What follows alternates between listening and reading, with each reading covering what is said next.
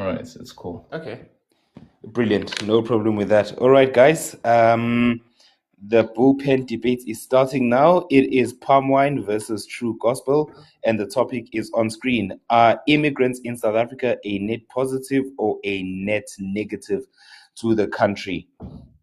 You're gonna go ahead first, PALMWINE. I will give you your first 5 minutes for your opening statement, and your time starts now. All right, so Mr. Gospel, I think everyone knows here, just so you guys can get the context. I'm basically for the idea that foreigners are a net negative in our country. And I think that has been demonstrated in many different, conversations that we've had. So I'm just going to continue in that. But firstly, on my opening statements, I have a very tailored and a very specialized opening statements that is going to address pretty much the person that gospel is, right? And this is not an address to him exactly to say you're this, you're that, but then this is my answer to it, and it addresses the arguments that he usually brings onto debates. So firstly is the biblical arguments. I think gospel, is one of the people that come to these platforms and pretty much gaslights us to pretty much accept foreigners with all the negative that they bring to our country. But gospel, I'd like to give you a biblical reference of all the things that you usually say. So first things first, right? If you go and read Jeremiah 29 verse 7, it says, also seek the peace and prosperity of the city to which I've carried you into exile. So right there, first things first, the Bible tells you and identifies those people as exiles, right? So the Bible clearly identifies the idea that nations are separate entities, right? If you go to another nation, you are an exile in that nation. That is very clear that you are a foreigner and you should be addressed as a foreigner. But also, people are given instructions on how to behave there. It goes on to say, pray to the Lord for that nation because if it prospers, you too will prosper. So my first thing is this. Foreigners have clearly demonstrated that we're not even in their prayers, right? They deliberately displace South Africans in all spaces in our society. That is work, that is infrastructure, that is housing, and in many different spaces. They go on a smear campaign on social media, speak all kinds of crap, about our country. You go to the book of Proverbs, it says, let your foot be seldom in your neighbor's house, lest he get tired of you and hates you. This point will tell you, gospel, that South Africans are clearly vindicated, even within the Bible, for feeling the way that they feel, because it's a natural feeling that they have. If your neighbor frequents, let alone settles for good in your country, you will eventually develop tiredness and hatred for that person. So that's a vindication for us South Africans right there. Lastly, I'll go for the book of Luke, right? Where it says, when you are invited by someone to a wedding, this is just for etiquette purposes. Do not take the place of honor, but when you are invited, go and take the least important place. So that's my points right here. South Africans are vindicated in all the feelings that they have against foreigners. Now, let's speak of foreigners who are legal and illegal. I question the idea, and I think we really need to put our glasses on when we look at the idea of legal foreigners. Because firstly, I'll read you a stat. The number of legal foreigners with work visas, right? It says here, to be classified as a specialist or critical skills employee, a foreigner must hold a special visa according to the Department of Home Affairs. The number of visas issued for work purposes is a fraction of the total foreign population that we have in this country. In the fiscal years of 2021-2022, a total of 38,291 temporary and permanent residence permits were issued. Of these, only a portion are critical skills or general work visa.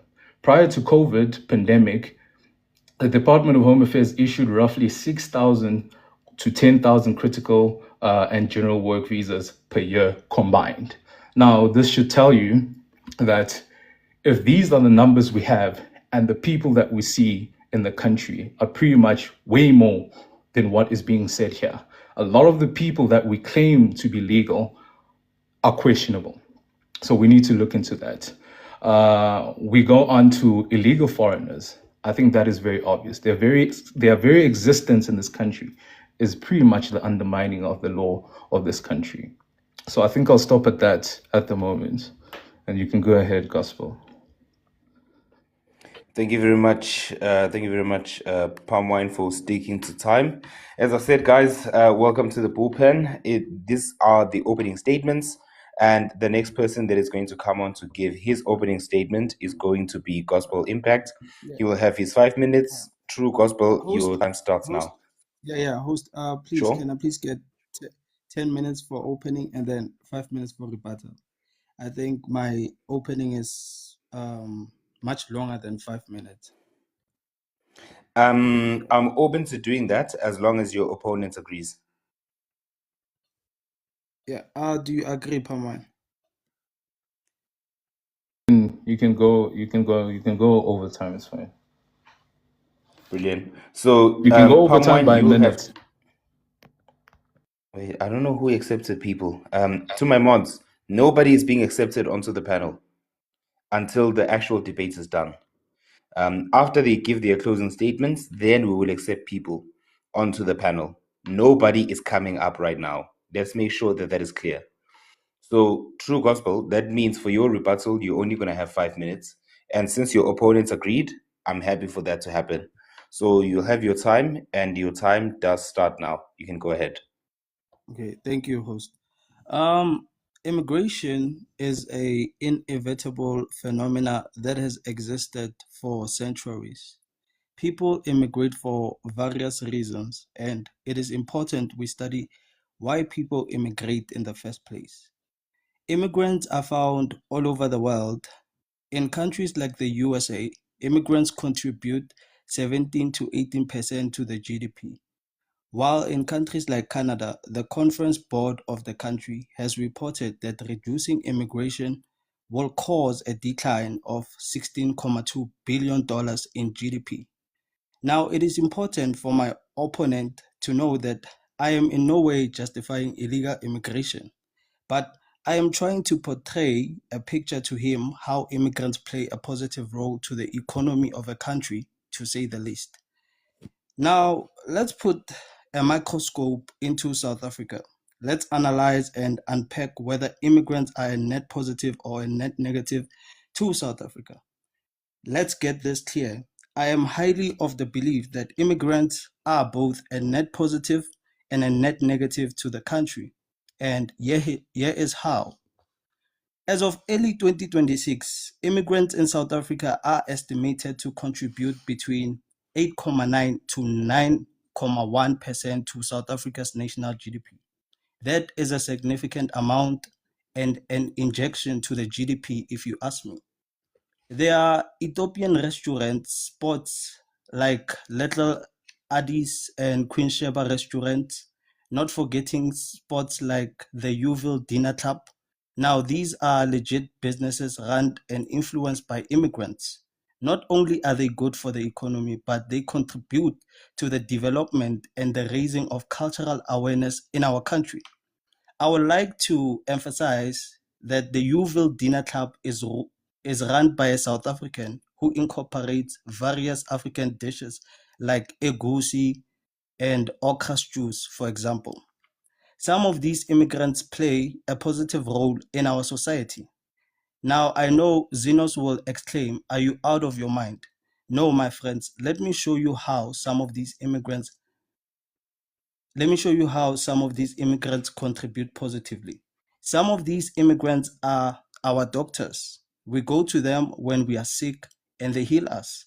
Some of them are our teachers. They teach us to the furthering of our education. Take me, for example. I was taught by a Zimbabwean teacher in my matric, and I passed very well. Some of these immigrants are our lecturers in universities. Today, some of our people boast of being doctors, engineers, and accountants. Let's not forget the role these immigrant lecturers and teachers played in our educational journey. I don't want to be long, but I will say this. Immigrants are both a net positive and a net negative to our country. Host, if my opponent here is going to say they are a net negative entirely, then his stance is a fallacy and it should be disregarded by all means. I rest my case. Thank you. Okay. All right. Well, True Gospel. Sorry, Bushmeat. So look, True Gospel. You had requested for for 10 minutes, but you literally used under 10 minutes. No. I For you to thought I do. was gonna. No. I thought It's I was. okay. Yeah. No, it's okay. It's okay. So you'll still have the same amount of time for your rebuttal. But right now I'm going to give it to Bushmeat to give his rebuttal, which is going to be 10 minutes. You'll have the same time afforded to you. Bushmeat, your 10 minutes for rebuttal starts now. You can go ahead. Okay, so first things first. I don't know if you remember, if you remember when I mentioned that we should discuss the term net, because this was going to be a problem. I foresaw that it was going to be a problem. What net means, right? So clearly here, gospel does not understand net, what it means to say net. Something cannot be a net negative and a net positive at the same time. We are saying, based on all the statistics and the facts that we see on the ground, overall, what do we conclude? Are foreigners good for this country or they are bad in total? So it cannot be a net positive and a net negative. So right there, a gospel, you've pretty much debated on pretty much a false premise, right? Because you're saying they're both negative and positive. But interestingly enough, you did not mention what the negatives are. And that tells me that everything that you said pretty much came from ChatGPT. Can only imagine that the prompt was, hey, I went to school, I was told by a foreigner, tell me I'm debating this guy who's going to say this, that. And ChatGPT gave you exactly that. It's an answer that is suited for your brain capacity, right? So I think I'll leave that aside. So first things first, you mentioned foreigners have this restaurant and that restaurant. Let's give it to you. Let's just say they do have those things and they're operating here legally. If we're speaking about net, you need to understand that if we're speaking about net, we are saying when all of this has been put together, the positives and the negatives in total, what do we get? Do we get a positive or a negative out of all of these people that are here in this country? And again, I'm arguing that the net that we get from that is a negative. So I was still speaking. Legal foreigners.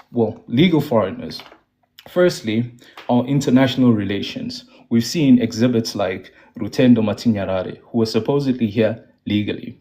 He is working day and night to completely obliterate the name of this country internationally. Okay, so that is the one thing that you need to notice. Number two, Coach Ade, I'm sure every one of us here have seen comments countless times where people are asking, so what are you doing in this country? That speaks to foreigners who are here in this country who are speaking bad about their host, right? And again, gospel, it does not speak to the verse that I read to you, that foreigners are to be the biggest prayers, in fact, of the nations that are hosting them, right? But what we see on the ground is clearly not that. In fact, we see prayers for our demise all the time. We see prayers for the conquer of our women. We see prayers for the conquer of our kids. Those are the things that we see on the ground. So clearly, you did not understand the term net. And I'm sure a lot of people here in the comments heard me say, we need to make sure that you understand net. And you spoke about IQ. But nonetheless, I'll move on from that. Let's speak about our fiscus, right? First things first, our fiscus pretty much forms the pillars of what has, or rather what constructs our society, right? Under that, we have public education, we have emergency healthcare, we have infrastructure, and we have social services. Pretty much everything from the comforts of your bedroom. You wake up, you open a tab, our fiscus is involved. You leave the house, you see a road, our fiscus is involved. You get sick, you go to a hospital, our fiscus is involved. Public education, our fiscus is involved. I'm saying to you, both legal and illegal foreigners are crippling all these pillars that we have for our society. Okay, so first things first, public education.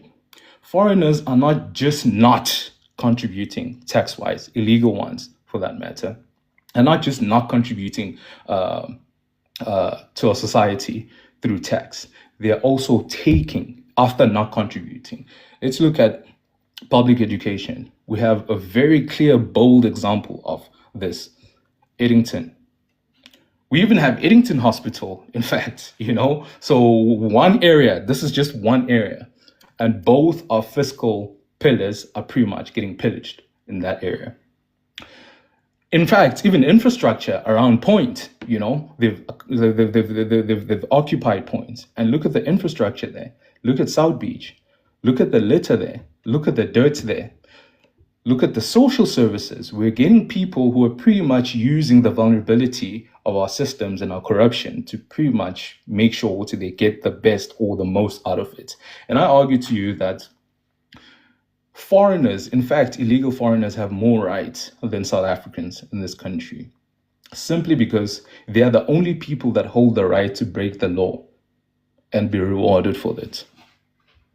They are basically rewarded for breaking the law, right? They can afford to stay away from tax for a number of years, a long number of years. But when they give birth to a kid, that kid will have full access to everything that South African has, right? Meanwhile, a struggling South African who's getting paid 15,000 bucks, they're still getting taxed and they still need to live within the means of that 15,000 bucks, okay? So those are the things that you should look at. There's a lot of ChatGPT stuff that you said, and ChatGPT sometimes it what do you call this? It hallucinates, and I think you said a whole lot of hallucination here from ChatGPT because I can't really get the points that you mentioned, right? So it's really hard for me to sort of rebuttal most of the stuff that you said because I didn't hear anything, to be quite honest with you, But again, the points that are usually brought forward here is that VAT, right? Now, VAT is like collateral tax, right? It's like because you want to buy bread, you just have to pay VAT anyway. This does not speak to the intention of the person who's paying VAT. If it were according to that person, judging on their behavior in everything else that is not binding them to things like VAT, right? You can see the clear intention of those people. They are not here to basically contribute to this country. They are here to take. That is what they're here to take. It is consumption tax. Yes, by virtue of you being hungry, you are basically forced to do that. It doesn't speak to any intentions of people wanting to come here and contributing positively and, being good guests and all that stuff. So the VAT argument basically really does. It's like saying someone is a good host. Is a good visitor at your house just because they bought a 6-pack of cream soda the other day, and then they don't pay tax. They damage your stove, they damage your kitchen, they damage your windows, they damage everything. And then you say, at least they bought Coke or cream soda the other day. So they are good citizens and they contribute. That is a stupid argument to make, right? And it's usually made by stupid people. If you take a look at, the people that makes those kind of arguments, they're usually stupid people. They usually ignore many other factors, right? South Africans are being taxed from being in a house, right? You open a tap, everything that you do, you're being taxed. You're contributing to the society. South Africans are basically vindicated in how they feel about foreigners. And I'm saying to you, my friend, I think, I can give you my 1 minute and then we can take it from there. But say something very sensible this time around so that I can respond to you. Because at the moment, I'm unable to respond to you. All right. Thank you so much for for your rebuttal, Wena PALMWINE. I'm now going to give True Gospel his 10 minutes as well for him to come in and give his rebuttal to what you said. True Gospel, you had requested for 10 minutes. but you literally didn't use the full 10 minutes. In fact, you used less than 5 minutes. So you still retain the full 10 minutes that is afforded to you. You can go ahead. Your time starts now. Yeah. Yes, thank you, host. It's like it's very funny that my opponent here um wants to discredit me based on definitions like net, and he's trying to discredit my argument by what I said when I say that it is very much possible for foreigners to be both a net positive and a net negative to the country. So the stance that my opponent here has taken to say that they are a net negative entirely, I think that it is blinded by hate and dislike for foreign nationals, because that is not, he's not being very factual and he's not being very truthful, because we cannot say that foreigners are a net negative entirely, because you got immigrants who are having legit businesses in this nation. You got immigrants who are, as I mentioned, they are lecturers and doctors in various places, in various institutions. You know, they build societies, they inspire youths of South Africans. You know, some of these immigrants, they run what you call, they run social organizations that help even the South African youth. So if my opponent is going to stand by his stance by saying that they are a net negative entirely, I must say that he is very wrong and he's not being very factual. And that is by the way. Now we know about illegal immigration issue in South Africa. We know about the cheap labor happening in South Africa. We know about crimes committed by these immigrants in our societies. However, with regards to crime, crime has no nationality, and that is by the way. We know how places like Hillbrow, Sunnyside, and Coates have been turned into slums by some of these immigrants. And with regard to the foresight, I will say immigrants are a net negative to that extent.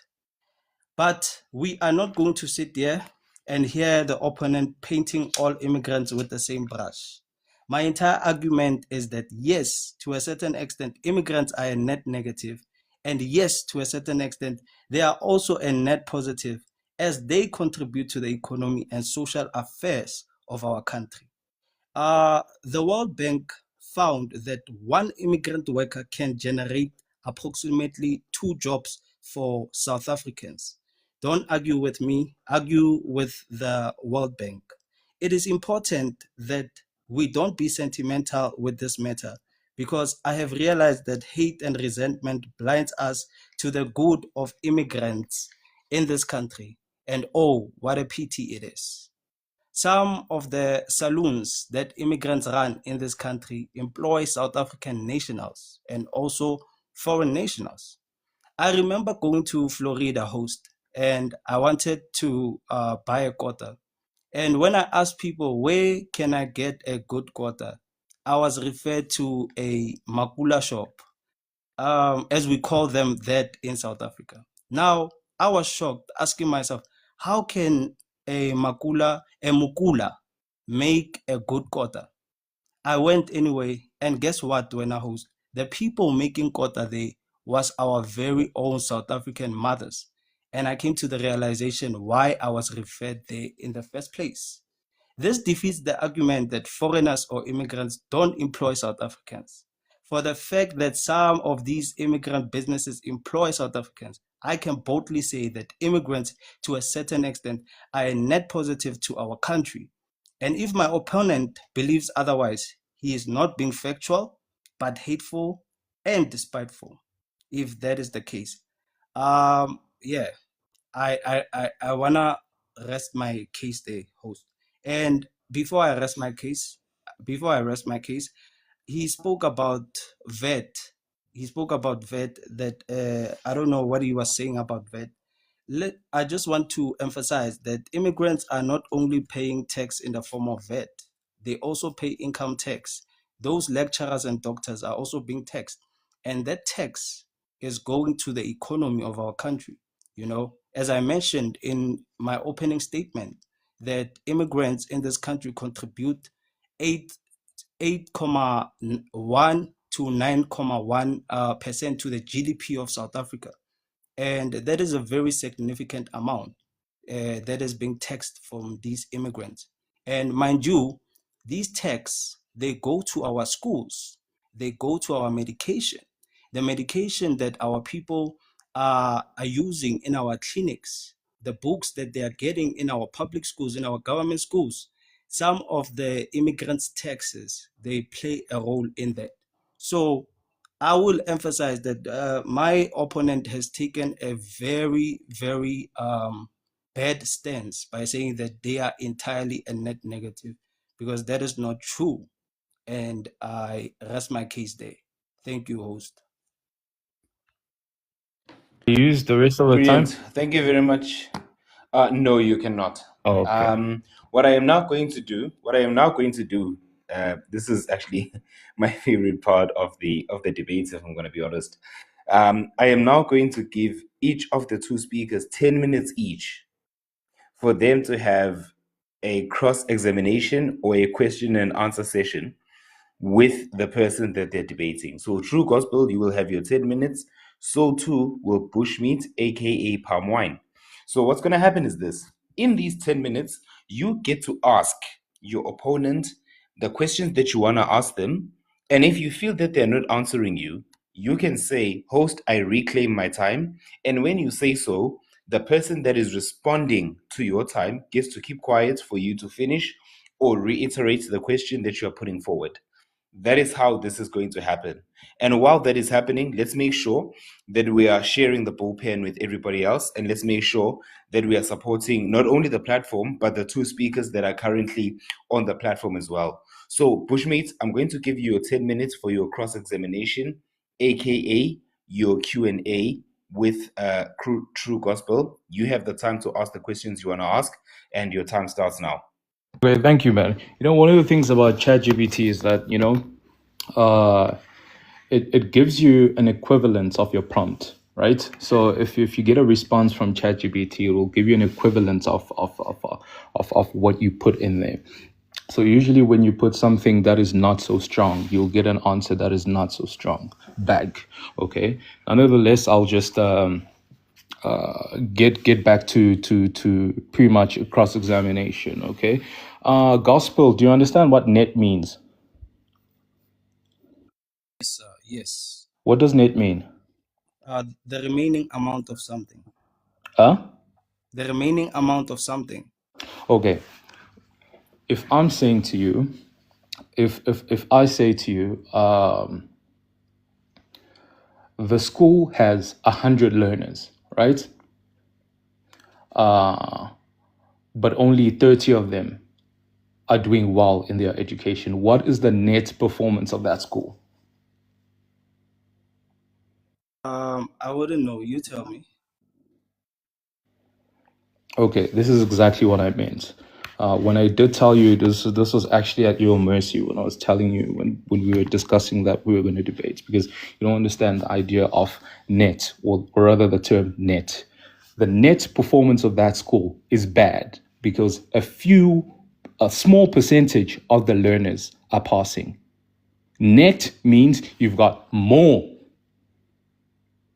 Okay, so in your instance, you are saying foreigners are doing more good than bad for our society. That is what your argument actually means. But what you said does not speak to that argument. Okay, but anyway, you mentioned businesses that are here operating, right? You mentioned Ethiopians. You mentioned they run social groups and all that stuff, right? You mentioned they open shops that sell egusi soup and all that stuff. For you, does that sound to you like self-serving shops, or shops that are contributing to the greater good of the country of South Africa? I mean, How many South Africans do you know eat egusi and okra soup? I don't have the exact stats currently. Okay, So, can you name me 2 social groups that foreigners have come up with that inspire South Africans?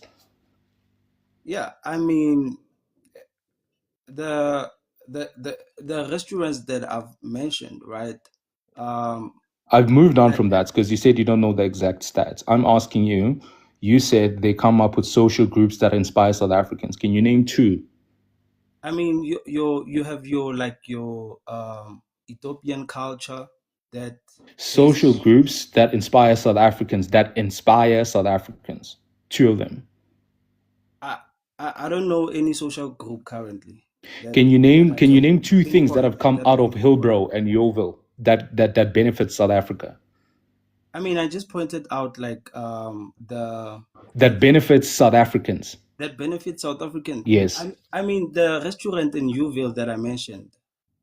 I mean, for example, right, the restaurant in Newville that I mentioned, and also Hillbrow.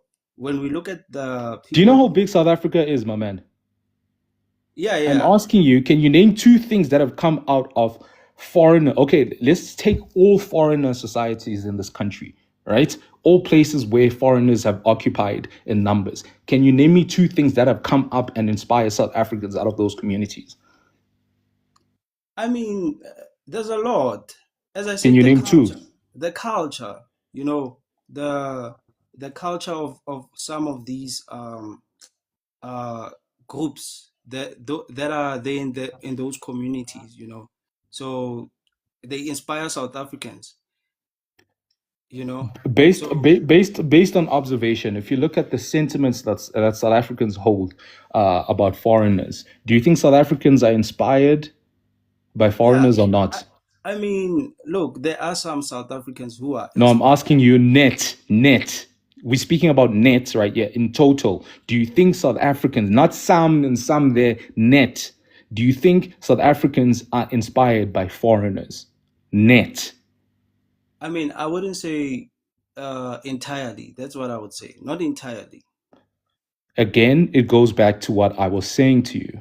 Net is something that you should have went and looked up because I told you before we came for this debate. I told you on that live, and you went on and spoke about IQ. Nonetheless, uh, I'm gonna ask you now, right? Uh, the average foreigner that you see in South Africa, according to the Bible, it says foreigners should basically pray for that nation and for its prosper.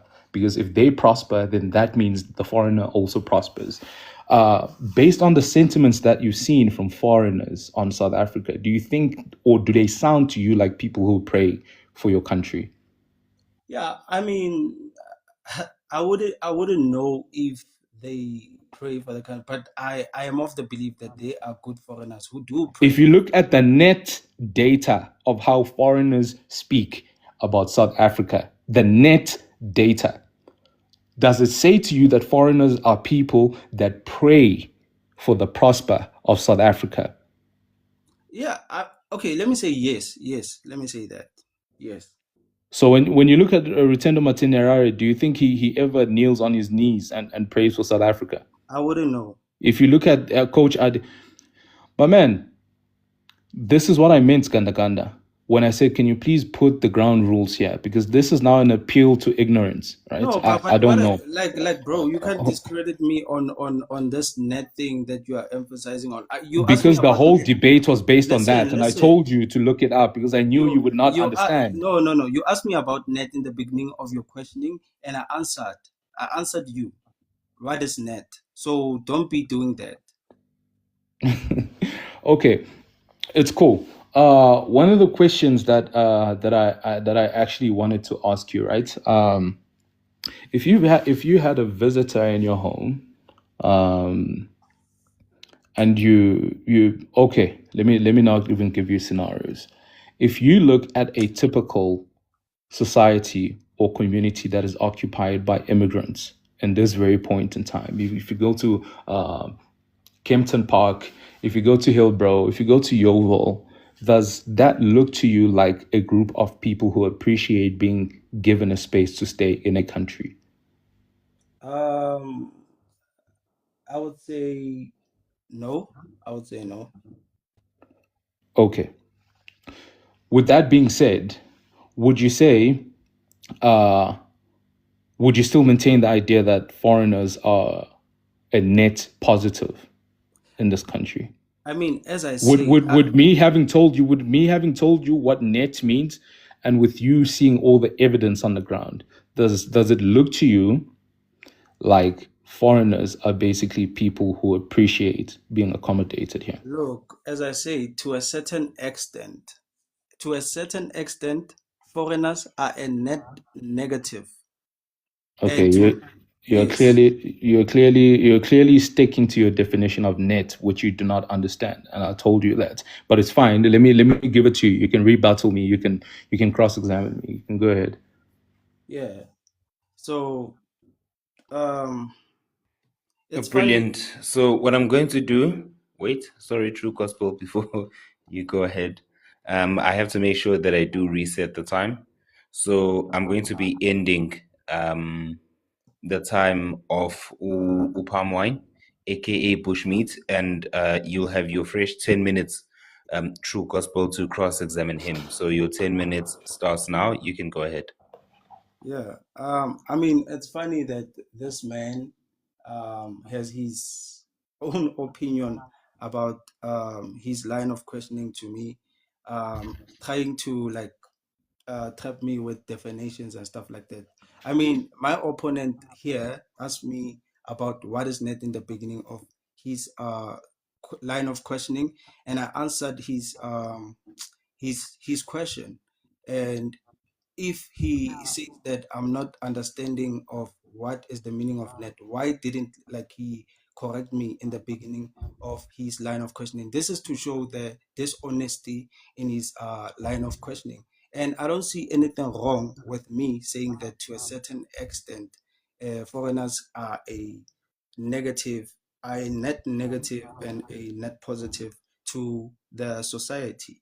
So because what I'll say is this: you look at places like Hillbrow and those places that are run down You by can some. cross-examine me, brother.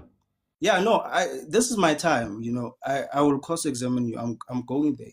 So what I'm saying is that you look at those places like Hillbrow, you look at those places that are run down by immigrants, and I do believe that there are places where that are run down by immigrants, but you cannot like paint all immigrants with that light that immigrants they do this when they come to these places, they run down places and stuff like that, because you have immigrants who are living in good places, who are living in your Sandton, who are living in your Cape Town, and they are living in good communities where it's clean there and stuff like that. So my whole point with the opponent is to like do not paint immigrants with the same brush of negativity. You cannot say that they are entirely a net negative. That is a lie. That is not being factual. But anyway, let me get into my line of questioning. So I want to say this. Let me ask you this. With regard to the 8.9 to 9.1% contribution to the GDP by immigrants, would you say South Africa does not need that contribution? Argue that South Africa does not need that contribution, right? Because the very same spaces that foreigners are occupying for them to contribute that much is very much it's very much space that is supposed to be in the hands of South Africans. Okay, if we're speaking illegal foreigners, so what can I say? If we're speaking illegal foreigners, there's a word that I'm looking for.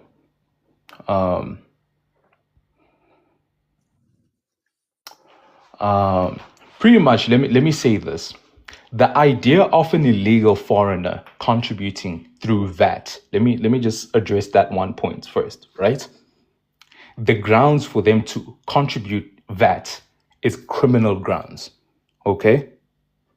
The very first thing that you need to notice is that for them to even contribute VAT, they have to be criminals first before they do that. Because firstly, they need to be hired. If they are hired, they need to be hired, but they need to be paid off the books. They need to be paid in cash. Okay? That's tax evasion. Wait, That's the first thing. I reclaim my Hold, time. hold, hold on.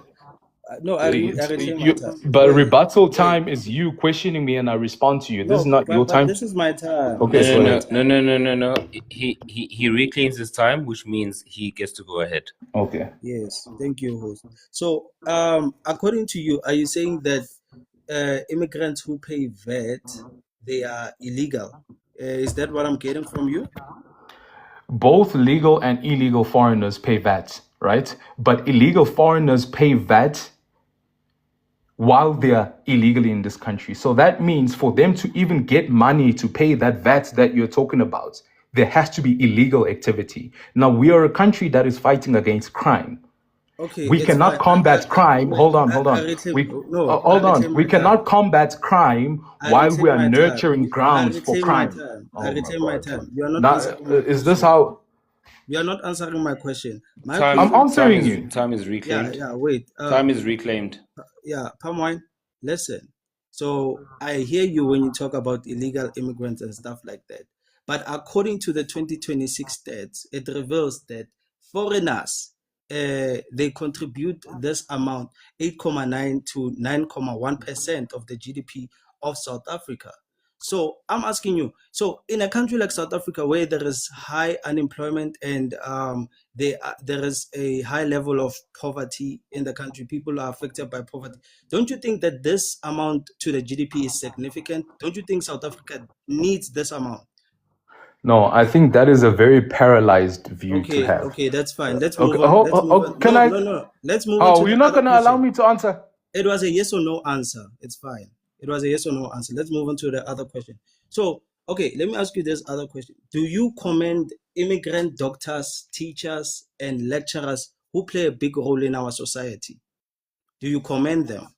I've never met a foreigner doctor. So is many other South Okay, they are African. there. Hold on now. Can I answer you? Okay, yeah, answer. Can I answer you? If there's two foreign doctors in this country, I can't say they are there and then generalize the idea that they are there. I need to speak about the numbers, okay? We hardly ever see them on the ground. They usually go to remote areas, and people like Umzulu usually come here, Please don't be long because I still who's have a other doctor, by questions. the way. They usually tell us that a bulk of No, them are but illegal. yeah, They've got yeah. illegal That's fine. documents That's and fine. they operate in remote areas. I retain my Okay, time. okay, go on. I retain my time. So I'm asking you, because we do have doctors, teachers, and lecturers who are immigrants in this country. It's a fact. You can look it up. So I'm asking you, do you commend them? Yes or no? Do you commend? I commend them for being here illegally, but it's not Yeah, like of course they're here illegally. Come hold on. on.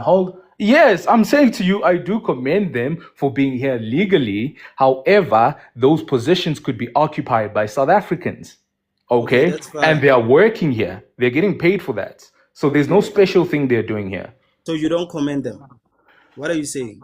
I'm saying I'm okay with them being here because South Africans also have the right to go to other countries. The question was, do you commend them? Yes or no?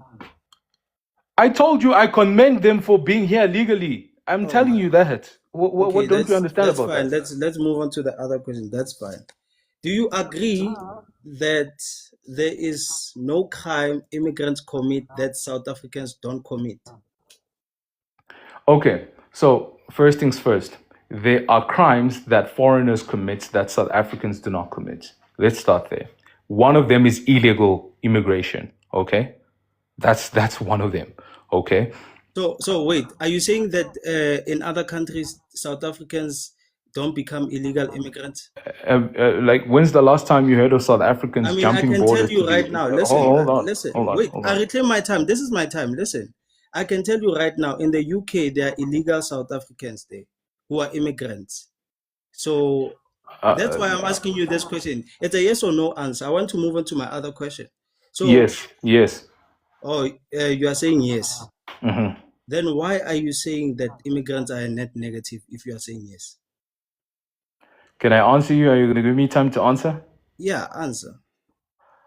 It speaks to the idea of understanding the term net. If you look at the totality of the things that South Africans do, I mean foreigners do in this country, it is a net positive. The 1, 2, or 10 people that are paying tax who are here legally are basically a non-factor. They're insignificant to the numbers of I people who are reclaim, doing bad in this country. I So the reclaim my net, time. the I net. reclaim my time. It's Okay, fine. go on. So, okay, which country can you point out that exists with no immigrant and is flourishing? Which country can you point out that doesn't have immigrant and is flourishing? That's a slow position, but let me just answer There you, is right? none, right? There is no country in the world that doesn't have. No, thank you. Thank you very Okay, much. So you are saying that immigrants are a net negative. So what is the solution to the immigration issue that is happening? If you are saying that they are a net negative and you are saying that there is no country that exists with no immigrants, so what is your solution to that? the solution is that people should go home. That's the solution. And then there will be no immigrants. There will be immigrants who are here legally, But you but said if immigrants are a net negative though.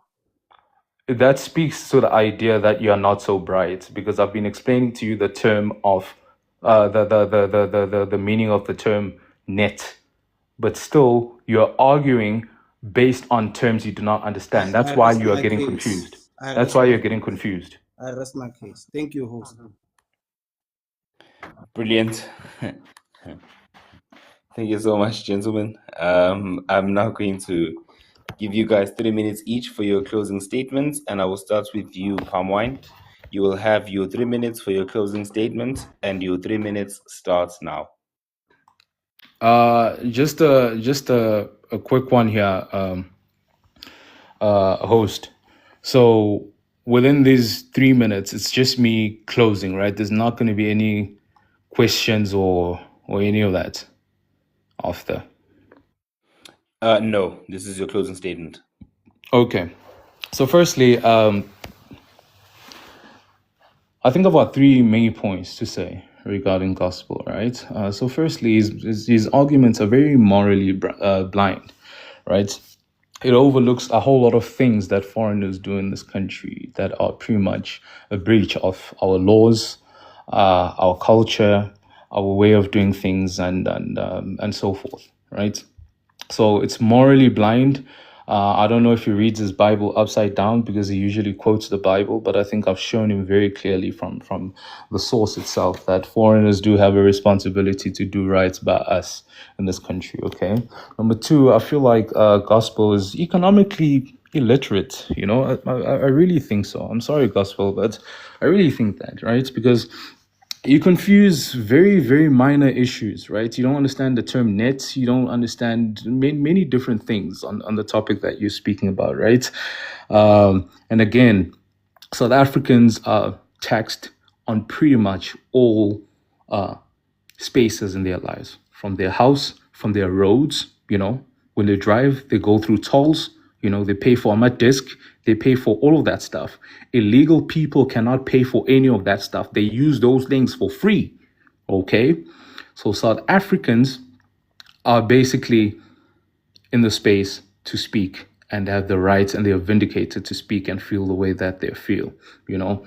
And another thing, it pretty much overlooks, it's legally flawed. The things that you say here are legally flawed, right? Because we shouldn't even speak about illegal immigrants in any context, and for that matter, in this country, simply because the very idea of them being here is illegal. Any form of contribution that they can make is built on criminal grounds.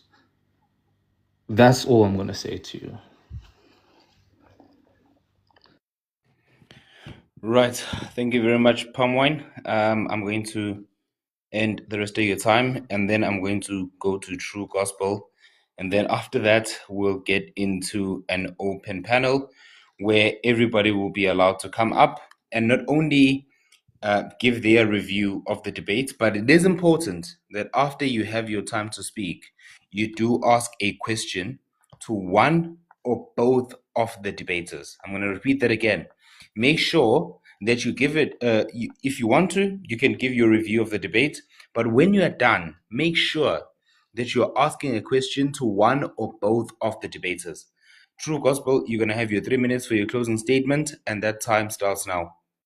Yeah, thank you, host. It's funny that my opponent is still standing on his stance, which is a fallacy. And like he's trying to discredit my intelligence by saying that I don't understand the meaning of net, when he asked me about the meaning of net and I answered him very correctly. I mean, if I had not answered him correctly, he should have corrected me. But to show that he is being dishonest in his approach, he keeps on saying I don't know the meaning of net and stuff like that. But I wanted to say that in this debate, I was able to prove that immigrants do play a positive role in South Africa. They are a net positive to this country as much as they are a net negative to the country. So the fact that he is trying to say immigrants are a net negative entirely, it defeats the entire argument, and it's not being factual at that point, because I was able also to show the role that immigrants play in our economy, the role that immigrants play in our society. I mentioned the doctors that are there, immigrant doctors and teachers and lecturers who are there, who teach our children, who teach us. And we go to their hospitals when we are sick, and then we get healed by them. I mentioned also the contribution that immigrants play in the economy, and it is very much needed in our country. If you ask me, host, the tax money that the immigrants pay to our nation, and it's very much needed. So I was able to point that out. So I just wanted to say that my host stance is a fallacy by saying that immigrants are a net negative entirely, and I won't agree with that. Yes, I rest my case. Thank you very much. Yes. Kand, thank you so much. Brilliant. Thank you so much for having us. I Right. think this was a very clear demonstration of what the result of a South African teacher and a Zimbabwean teacher is. Wait. Palm wine. It's okay. Gentlemen, thank you very much for your debate. Thank you very much for taking the time to do this. What I'm now going to do is that, gentlemen, both of you are going to have people that are going to come up to question you on the things that you guys have said, right? And what's going to happen is I want to ask all of my moderators to not accept anyone that has requested. I will do so as the host. And now let me just set some ground rules for the people that are requesting to come up. It's very simple. When you come up, I'm going to give you 3 minutes each to give your, you can use the time the way that you want to. You can either give us your opinion on how you've seen the debate, or you can go straight into asking the questions to the two debaters that are up there, or one of the debaters that you want to ask questions. I am the one that is going to bring people up, but I'm also, and I'm going to be very clear about this, I'm going to make sure that my bringing up of people is very balanced, in the sense that I'm not only going to bring up people that I assume might be asking questions to only True Gospel, or people that are only going to be coming up to ask questions to PALMWINE. I'm going to try and balance the people that I'm going to be bringing up. But no, when you do come up, you will have 3 minutes to either review the debate or ask a question. After you have asked the question, to the debaters that you have asked the question, they will have 1 minute to reply. And then after that, we'll see how everything goes. To my moderators, as I've said, please do not accept anyone. I am going to be the one that accepts everybody. So that is what I'm going to start doing now. But again, gentlemen, thank you very much for your contribution to these debates. It has been absolutely incredible. Both of you guys have come up here and you have given your case. Both of you guys have come up. You have stated, your own stance. You've told us where you currently stand as far as the stance that you have taken is concerned. You guys have been absolutely incredible in making sure that you're also keeping it robust, but at the same time, you've kept it professional. No insults were thrown. Everybody has been able to have this conversation very amicably and nicely. So I'm really, really, really grateful to both of you for the fact that you guys have done that absolutely incredibly. So I do commend both of you gentlemen for your ability to do that. So right now, I am going to go into the questions that are going to be asked by the panelists, and they will have 3 minutes, as I have stated, for them to do so. And I'm going to go by order. So it'll be you, Kaiser. After Kaiser, I'll go to Nonku. Nonku, Bulldog, so, Black, Nova. So that is how I am going to do it. Can we make sure that our mics are muted? Black, Nova. So that is how I am going to do it. Can we make sure that our mics are muted? Can you mute me, please? I can't mute. So that is how I am going to do it. I'm trying to mute still, so I don't know why it's taking so long.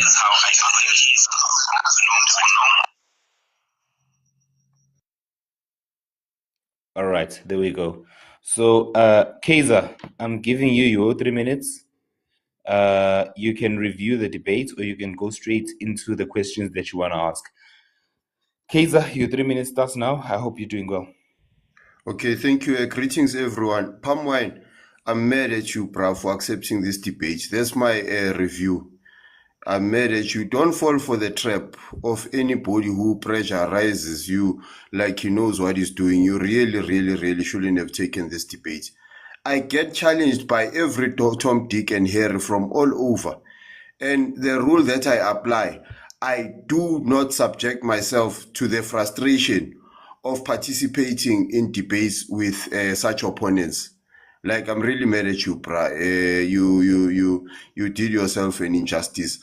Now, firstly, host, your first task before you participate in a debate, you have to know the meaning of the subject.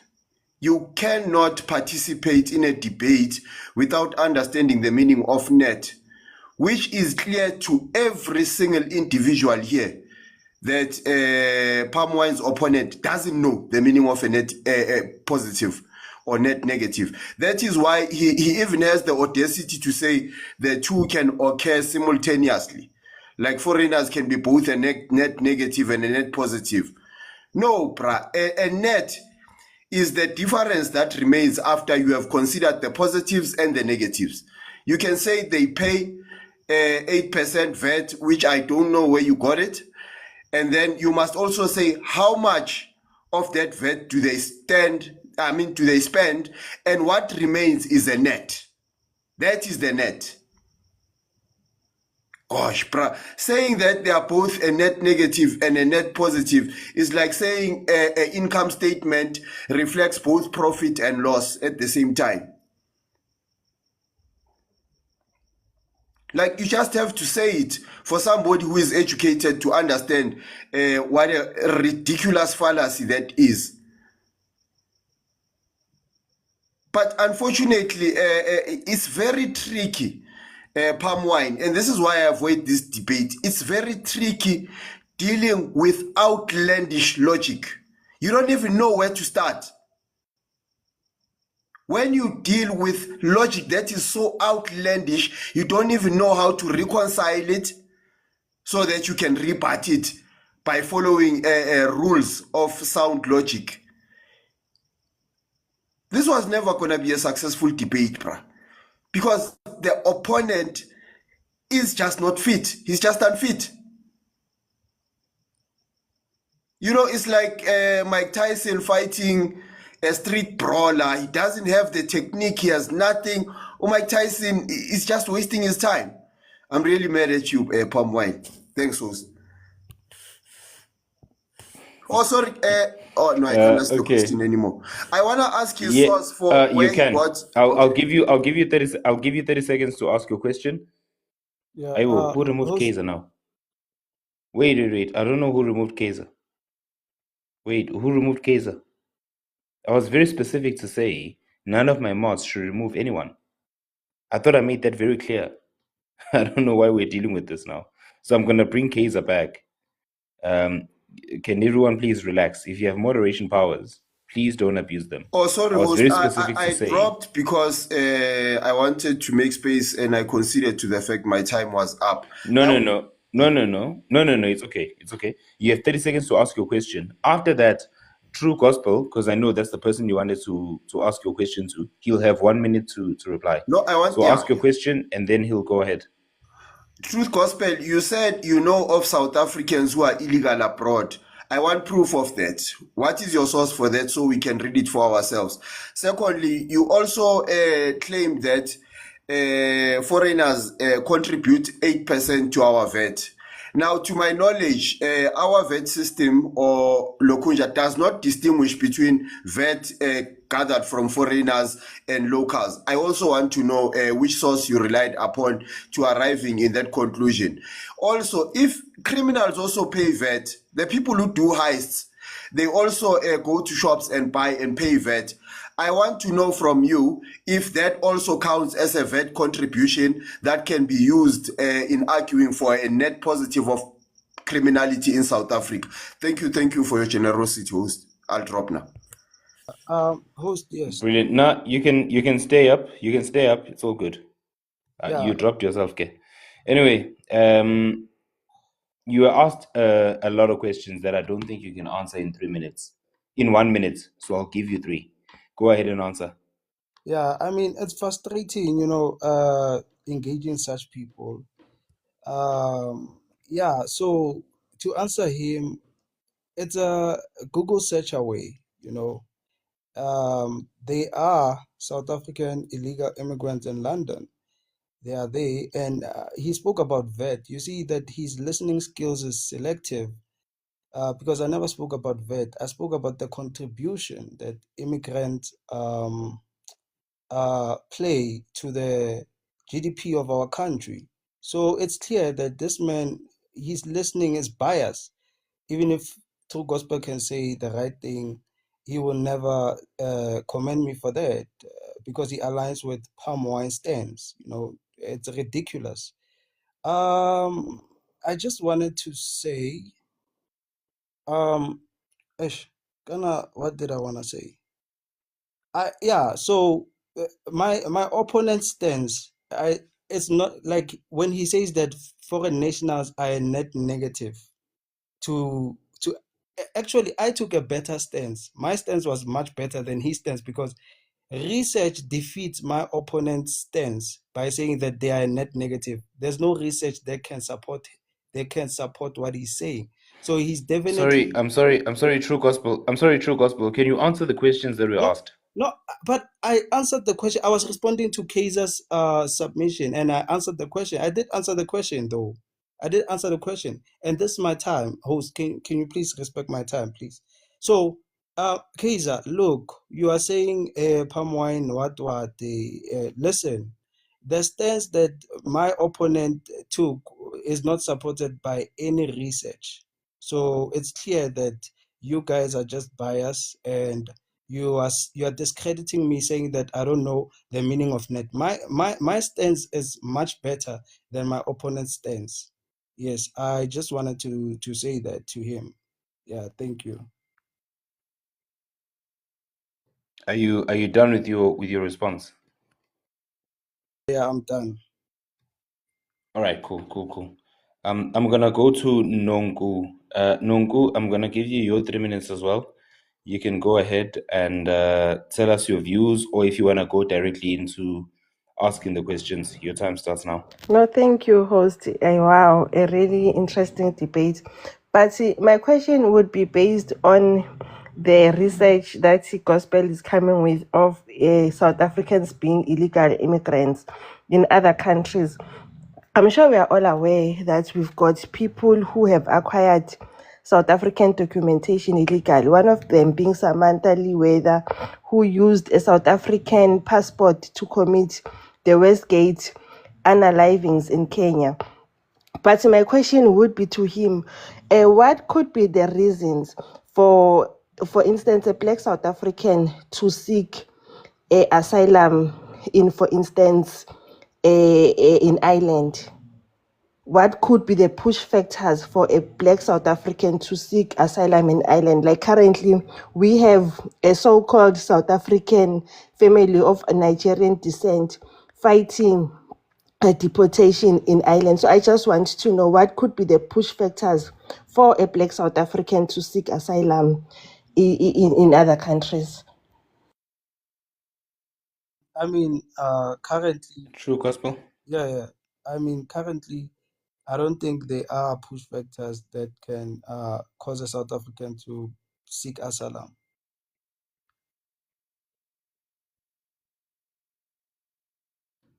Nongu, you still have your time. Do you want to give a follow up? Because of the, and I'm sure he's aware, research has indicated that we've got numerous. We cannot hear you. We cannot hear you, sis. Sorry, I'm sure he's aware that we've got research and data showing us that we've got numerous black South Africans seeking asylum in various countries. And I think for him to say we've got South Africans who are illegal immigrants in other countries, I think that is questionable. If he cannot find the reasons for a black South African to seek refugee and asylum in other countries. So those so-called asylum seekers or illegal South Africans in other countries, I think that is questionable. If he cannot find reasons as to why there could be push factors for those people to be refugees. No, thank you. No, thank you very much. Thank you very much. I want to give the 3 minutes now to Bulldog.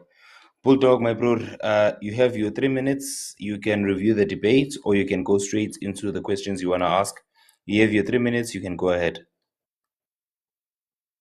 Hi, host. Can you hear me clearly? Nice and clear. Nice and clear. Yeah, host. Lomchida, the thing that really bores me about him, I think at this point, this debate was a nail on the coffin of anyone taking him seriously among the patriots, because there's never been a year where I looked at my income statement and I said, "Oh, look, we produced eggs this year and I made both this is my net profit and this is my net loss. So SARS is gonna tax my net losses and my net profit." It's a logical fallacy. It's almost like up and down at the same time. Anyway, but also I think that gospel, you didn't prepare for this. You didn't prepare for this debate, even though you've got an intelligence impediment. I think that there is not only a comprehension problem, but I think also it's some kind of defect. And I think that you just don't have the bandwidth to understand the concepts we've been discussing, which are very simple. Any country doesn't need data to tell you that illegal immigrants are a net negative. In any country, once it's an illegal thing, whether anything that's illegal is a net negative. It's either they losing money or they losing people. So yeah, that's number one. So I think that you need to reflect on this and perhaps look at your stance. But as a Christian, what really concerns me is your moral character. You don't seem to understand the full counsel of Scripture, because if you knew the character of God in all Scripture, it's always been patriotic. It's always been separate yourself from lawlessness and keep yourself in your country so that you don't get defiled by outsiders. That's always been God's stance to Israel. So that is a picture of how nations are managed. That's literally the template for every nation. And so you support lawlessness, which has never been any stance of any Christian or any godly person anyway. Borders are sacred. But Bulldog, do anyway, you have a question? no, I don't have a question. I just had a submission because I think not man. Kaiser asked him a question about net. Okay, let me ask him a question, please. Do you understand the difference between net, like what net means? I mean, I answered that question multiple times. We'll I'll not. give I'll give I'll Okay. give this I'll give this engagement 1 minute and then I'm gonna move on. Yeah. Okay. Yeah, Answer it for me as if I wasn't here. Do you net understand the concept of net? net is the remaining. Is the remaining Oh, amount? Yeah, the remaining. That is net. like what? Okay. So, for The example, remaining. yeah, for example, it's your salary after tax. That's your net. You know. Oh, that's your net. Yeah. So you think there can be a net 0 and a net 10 at the same Uh, time on your salary? I don't understand your question. No, no. You said it's a net of your salary thingy. Ngiti. When you say it's both a net positive and a both negative, so you can have net 14,000 after tax and a net 0 at the same time now No, but here on your we are talking uh, about whether immigrants are a net positive or okay. net negative. And host, can I please respond? Ah, Can I please respond to what he said? This guy, host, if you don't mind. Okay. Um okay. Bulldog, I'm going sorry. to let other people come in as well so that they Yeah, can come yeah, up as sure. well Yeah, to take up your absolutely. place. In the Yeah. meantime, you'll have 1 minute gospel to answer, then I'm gonna move to Soso. Okay, thank you. Yeah, so it's funny that you see the problem with such people, engaging such people, is that they have selective hearing, you know. It's funny that when we talk about immigrants, he goes to illegal immigrants. That's all he heard. And he's saying things like, I'm defending illegality and stuff like that. But we are talking about immigrants as a entirety, you know, we are talking about immigrants as a whole. And I did cover that illegal immigrants do, like, they are a net negative in my submission. So how did he not hear that? You know, so I'm confused by him saying mentioning illegal immigrants in this entire topic. Like, I don't understand. But anyway, All right, cool. I'm going to move on to Soso. Soso, my bro, are you good to speak now? Yeah, Are thank you. you are you good on your end? Yeah, thank you, thank you. Greetings, host, All right, cool. panelist, Cool. You and have your 3 minutes, my bro. You all can right. go ahead. Thank you. Greetings, host, the panelist, and the comment section. Yeah, PALMWINE, you did very.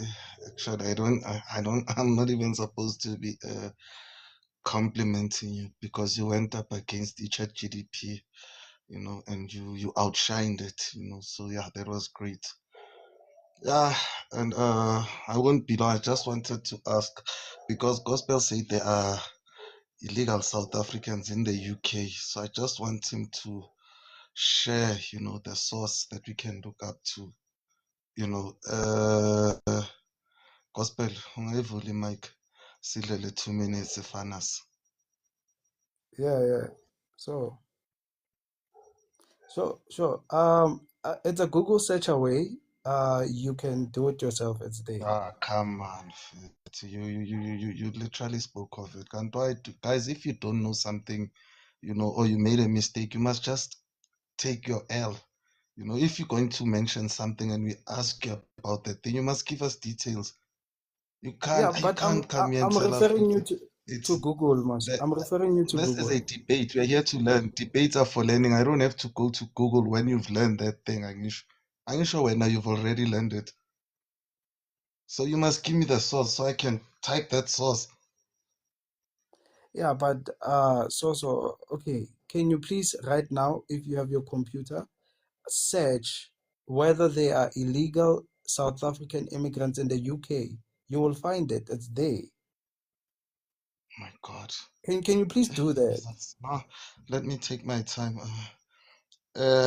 Host, just for argument's sake, even if they are, illegal South Africans, they're in the UK.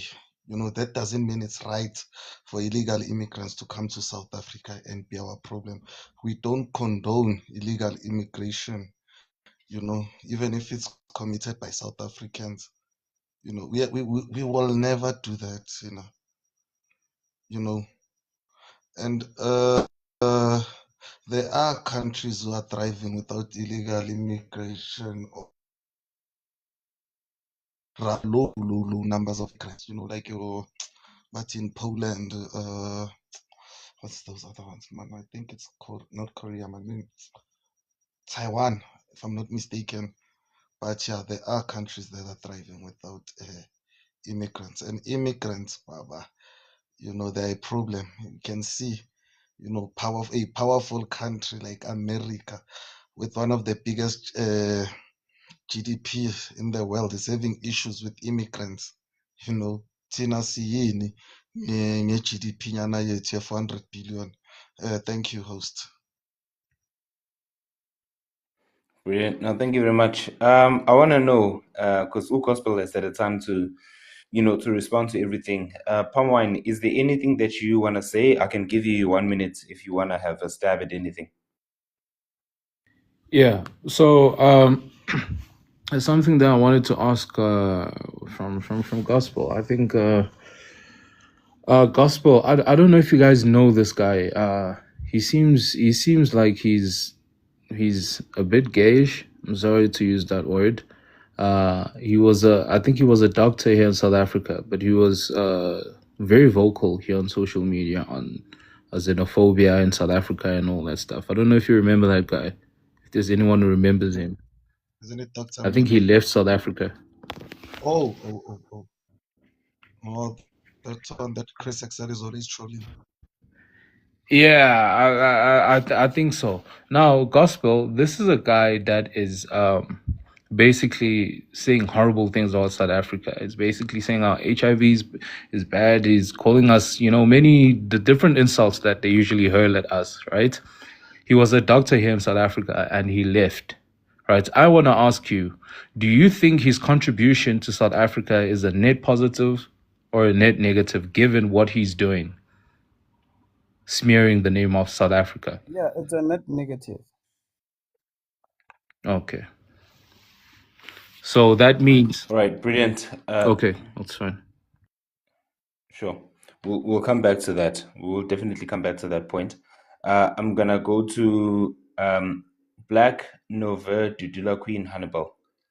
Black, you have your 3 minutes. You can go ahead. Yeah, thank you, host. The debate. I don't know if it was really much of a debate, because if the topic of the debate is are migrants in South Africa a net negative or a net positive, and the person who is participating in the debate says it's both negative and positive, in my view, then that defeats the purpose of the debate as a whole. Because Gospel has taken the position that it's a positive, and he comes into the debate and says it's both positive and negative, then you're putting yourself in a position where what's the use of the debate? Because you don't know where you stand. You're basically in the middle. Right, so that's the first thing that was a bit confusing for me when he said it's both positive and negative. I'm like, because, well, then what's the use of the debate?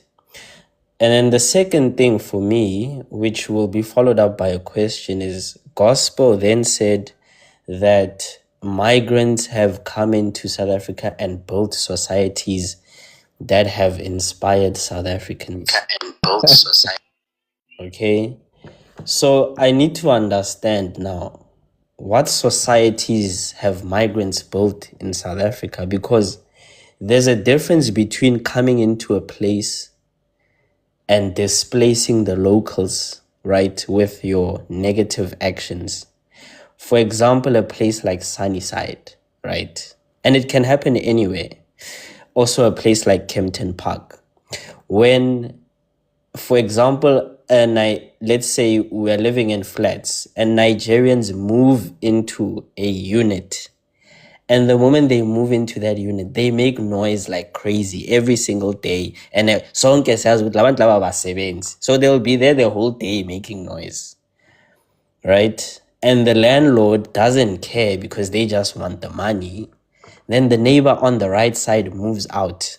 The neighbor on the left side also moves out.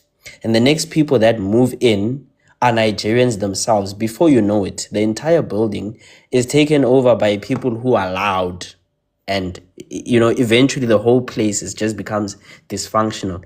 That's not what building a society is. It's taking over and displacing local people. Even with Somalians, similarly with Somalians, these paza shops, when they operate in such a way that when a local person now wants to open a paza shop, they possibly unalived because these guys don't allow that. So can you just answer this question? What societies have migrants built in this country that you are saying have inspired us? First of all, I never spoke about society. I don't know where you get that from. However, what I spoke about, That's what you said. You said Is what you no, said, brother. that's exactly what you said. You said migrants have come to South Africa, they've built societies that have inspired South Africans. Those were your words. So that's what I'm saying. I want to understand which societies are these. Point us to say these are the societies that have been built by migrants, and this is how they've inspired South Africans. no, it's clear. Black, can I just remind him when he said that? I even asked you, Gospel, I asked you, No. okay. No. Wait, PALMWINE. So it was Gospel's time to answer. So what I'm gonna do is that I'm gonna restart his 1 minute. True Gospel, please do answer the question that has been posed.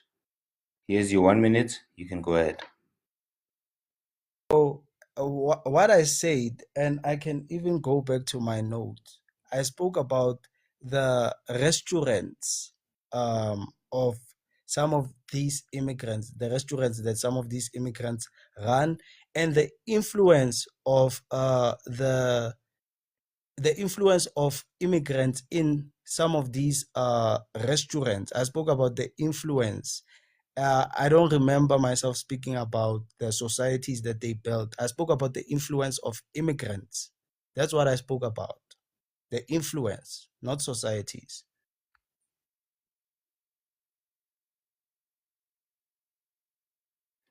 It's okay. My 3 minutes unfortunately is done. But everybody here on the panel heard you saying that. You see, once again, for the fact that you are even denying what actually came out of your own mouth, I think that that concludes everything. I'm gonna debate lah. No, thank you, Black. Thank you very much. Nover, you have your 3 minutes, bro. You can go ahead. Thank you. Evening, guys. Yeah, this was very interesting for real.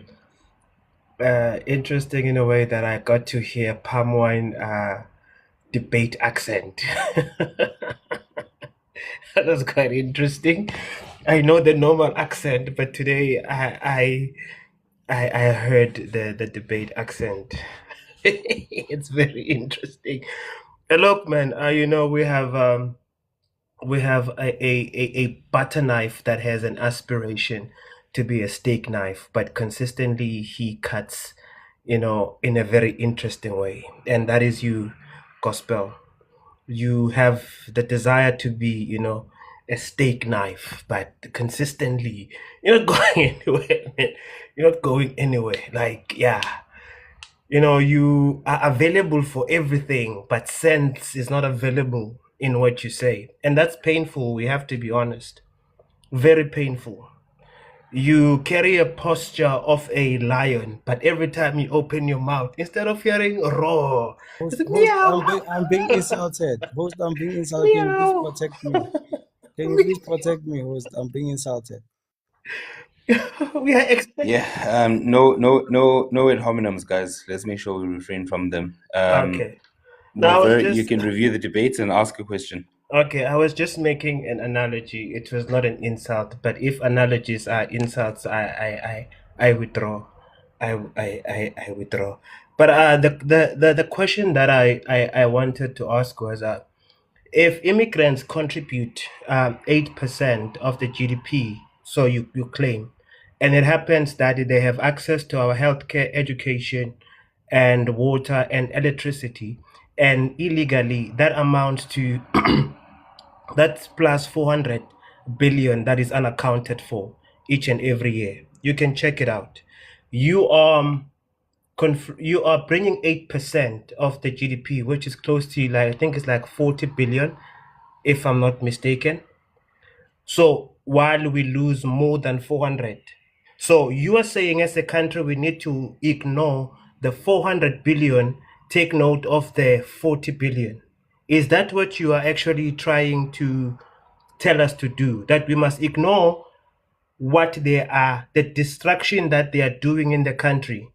Just take the small amount that you claim they are contributing through VAT. Is that what you are actually telling us that we need to do? Am I hearing you right? Yeah, you see, the problem with you people, that's why I say sometimes it's frustrating engaging such people, because selective hearing is a problem, and it's what I've been getting from most of you coming here up on the panel.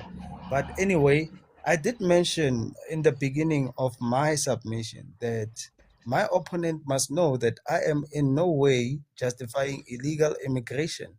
So that defeats your question. But that's not what I asked you. That's Yeah, not but what I asked you. My I'm that ans- I'm answering comprehension your and question. you. I'm That is answering why your you are question. a butter knife in the field of steak knives. You are a butter knife, Truth Gospel. Accept that. Change your name to butter knife, please. Thank you, man. All right. Gandakan, can I also get a chance? Wait. No, you'll come in. You'll come in, my bro. After Tujula Queen. Tujula Queen, you can go ahead. You have your 3 minutes. I hope you're doing well, and yeah, you can go ahead. Thank you, host. I know I am doing well. I hope you're doing well too. I'm curious with Gospel. Do you know? Have you watched Border Control? What happens when Australians protect their border? When I heard you speak of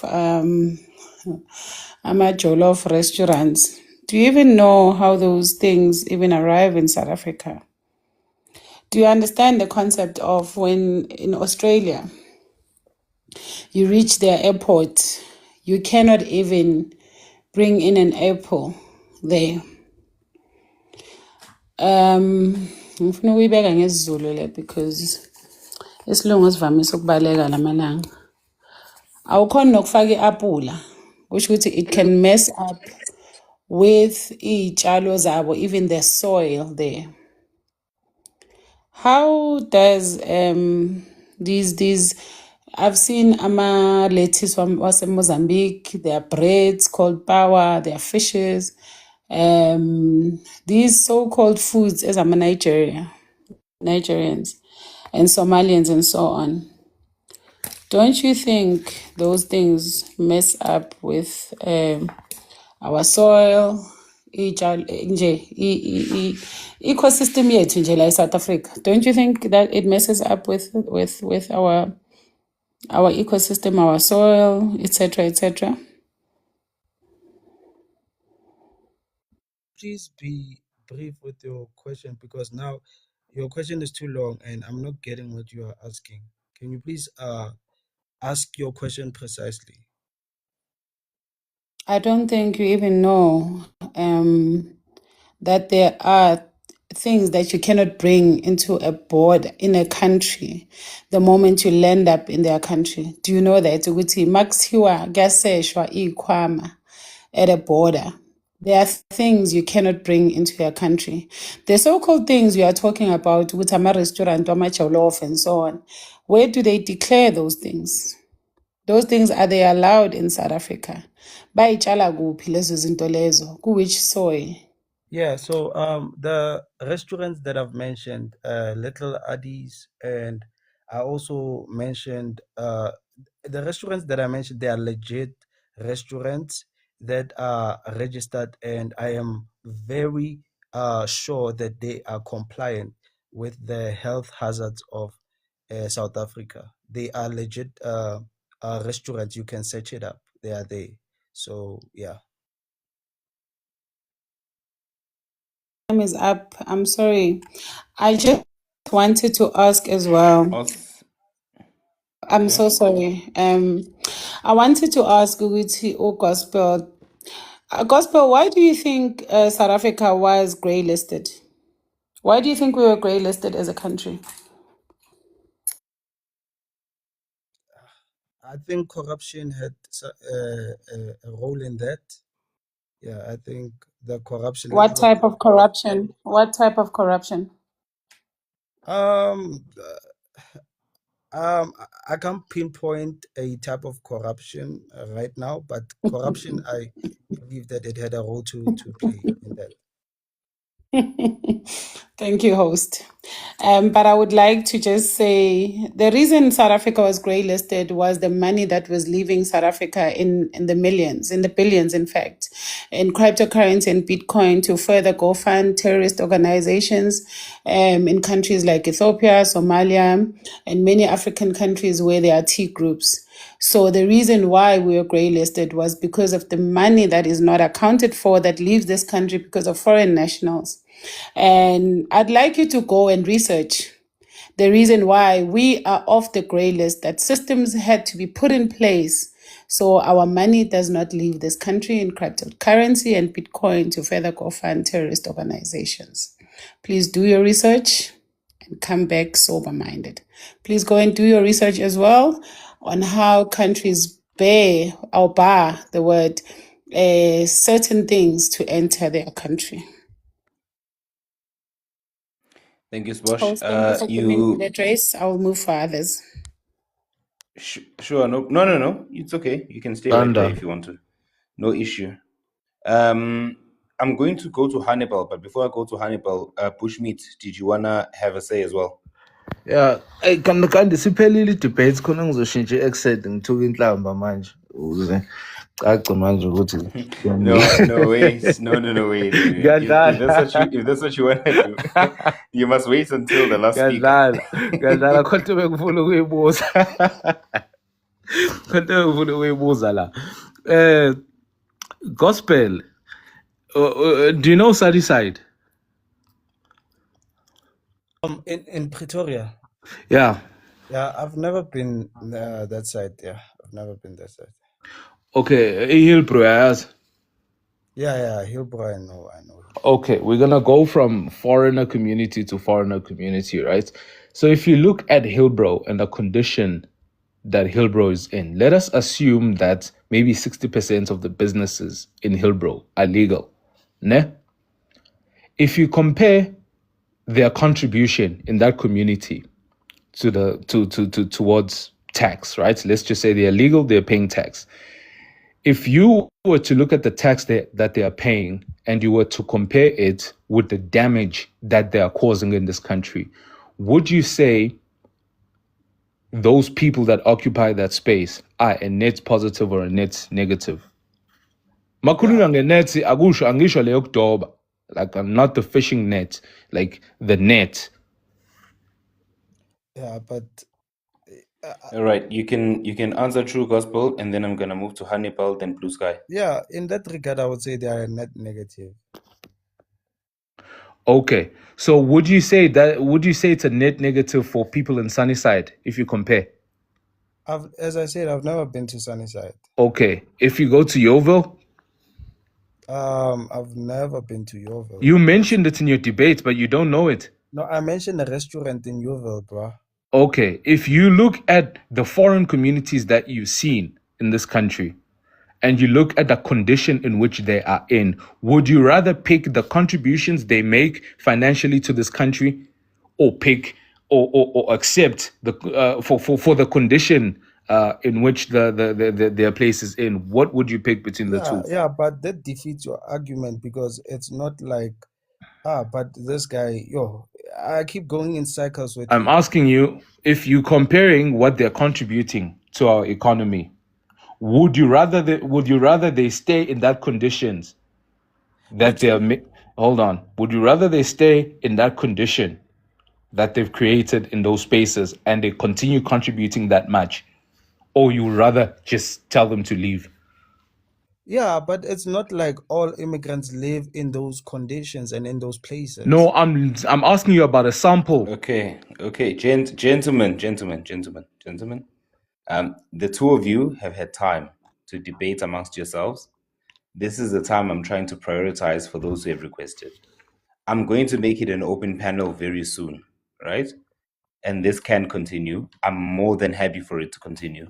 But I have to move on to guys who requested, having listened to both of you guys debate. I hope you guys are okay with that. Hannibal, I'll give you 3 minutes. You can go ahead. Thank you. Love, light, and apples to everyone. Let's get into this. True Gospel, the 8.9 to 9.1%, was that a stat that comes from our government? No, it doesn't come from our government. Where does it come from? Helen Suzman organization. What's the Helen Suzman organization? I don't know. Okay. And then who are the economic companies behind that? I don't know. Okay, so let's tell you the 8.9% that you're speaking of, right? It's modeled. It comes from a model and it's an estimate, and it's not supported by any statistics from South Africa or any government, because when we look at GDP or even net GDP, we do not look at we look at industries, and we do not look at who's a foreigner and who's not. Okay, so do you know how much refugees and asylum seekers cost South Africans in terms of the 370 Rand SRT fund? No, you can tell me about it.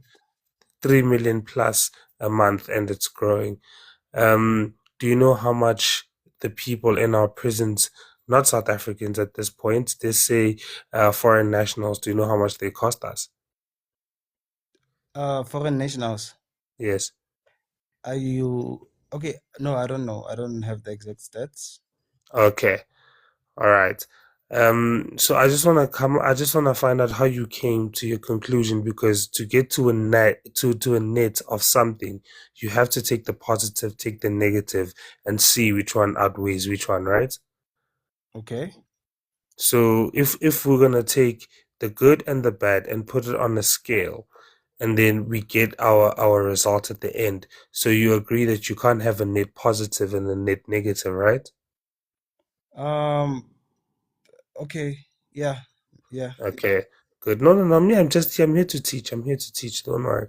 So next time you come into a debate, right? You can say, you should have opened by saying maybe, in weighing the positives and the negatives, I believe that the positives outweigh the negatives. Therefore, I believe that this is net positive, right? Okay.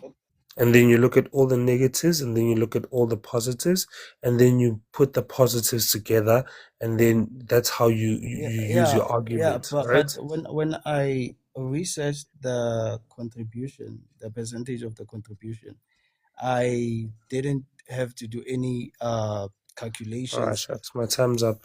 Thank you. So Thank you. I hope you learned from what I was saying. no, listen. As I respond, host, can I please respond, host? You have 1 minute. Yes, thank you.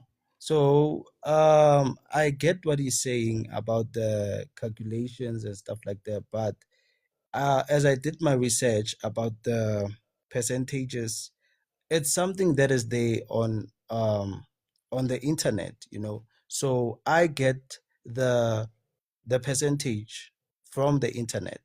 So yeah, so that's what I wanted to say, and I also wanted to ask him. So, according to you, what is the contribution of immigrants to the economy? If you are gonna dispute the one that I mentioned. So yeah, so according to your research, what is the contribution of these immigrants? Well, according to my research and how, oh, can I answer Kanda Kanda?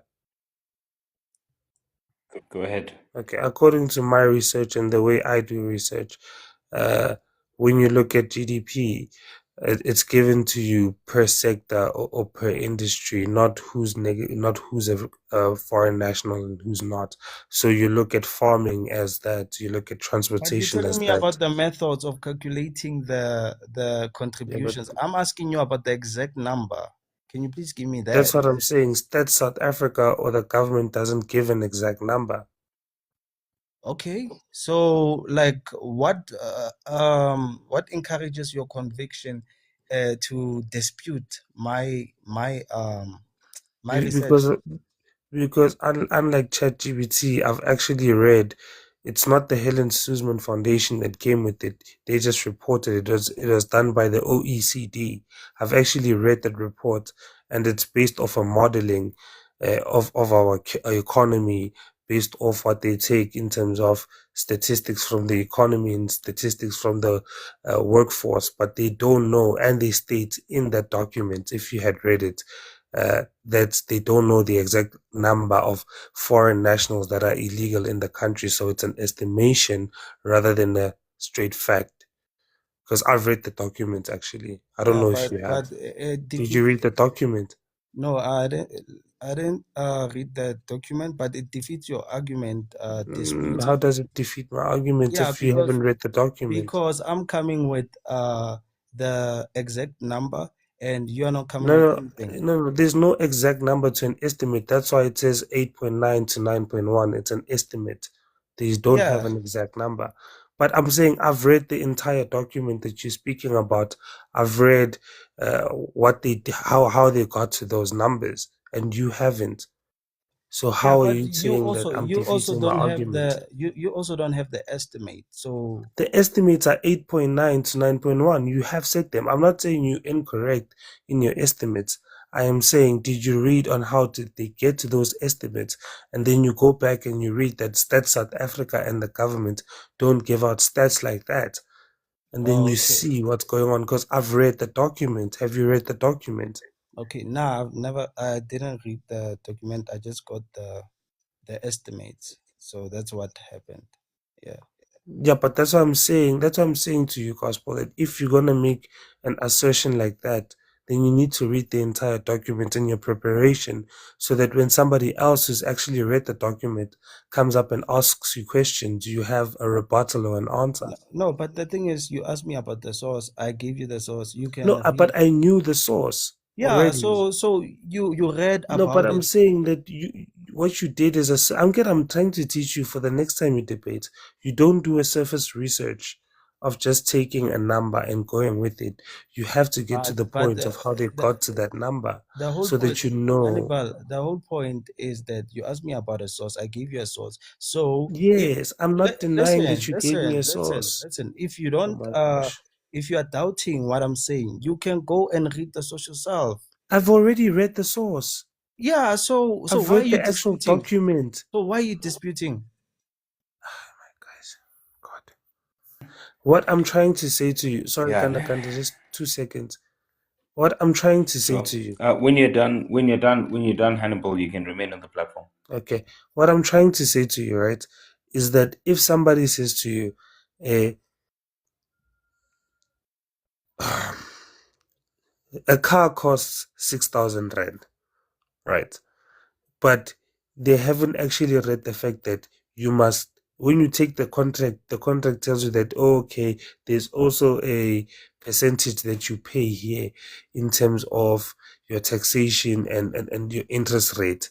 So the car can cost 6,000, but then there's also a charge of an interest rate. So if you haven't read the fact that there's an interest rate charge, then how do you know? Because I've read the document itself, the one that you're talking about. I have read the document and you haven't. So how are you teaching me the source if I have read the document and you haven't?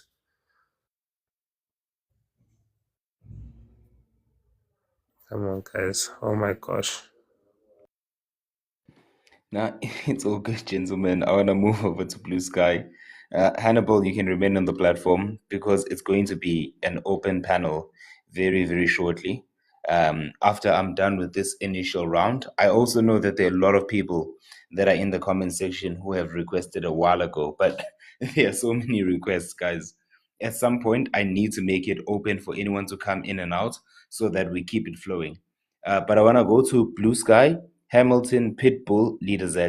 Blue Sky, you can go ahead. You have your 3 minutes, my sis. Yeah, thank you.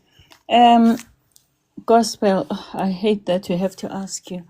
Gospel, in your submission, when you're talking about immigration and you mention countries like Canada, I just wanted to find out, do you know why do they want people to migrate to Canada? I assume it's to improve the economy. And okay, let me tell you, they have a problem of aging population, and two, there are certain skills, like the skills in most sectors that they want. South Africa, we don't have the problem of the aging population. So you cannot then compare us with countries like Canada. We have a lot of young people that are unemployment, a lot of young people graduates that are seeking employment in South Africa. So you cannot use those countries as an example. You can't compare those countries. They want something that is different from us. And the other thing that you mentioned about the lecturers and the doctors that are immigrant, do you think that South Africa don't have those type of skills? Yes, we do have those type of skills. So why then are they not tapping into those skills? Are you asking about South Africans? Why are they not tapping into those skills? Mm. I wouldn't know. So again, you see, when people are not that patriotic enough to think about hiring their own people, Gospel, I don't know, maybe you're a graduate or you're finishing university. How would you feel like you finish university, don't get unemployment, and then they hire a foreign? I would feel bad. Do you have to go through that? Do I have to go through that? No, I Yeah. wouldn't want to go through that. So why will you want a lot of young South Africans who finish to graduate and then they are being replaced by the foreigners? Yeah, but who said I want it? I want that. No, that is, you are encouraging that they are contributing something, yet we have a lot of South Africans who just graduated and they're unemployed. Do you want that for yourself? No, of course not. Okay. Thank you. Thank you, Kandakan. All right. Now, thank you very much, my sis. I'm going to Hamilton. Hamilton, you have your 3 minutes. You can go ahead. Brotherman, Hamilton. host, Away. can you hear me? Can you Yes, hear you me? can go ahead. Thank you. Thank you. Yes. Greetings, everyone. I hope you all are good. First, let's debunk the point of having no immigrants, right? So you can't totally have no immigrants in a country, but it depends on the population, right? The population of Poland, right, is having roughly 2% of its population being Ukrainian refugees.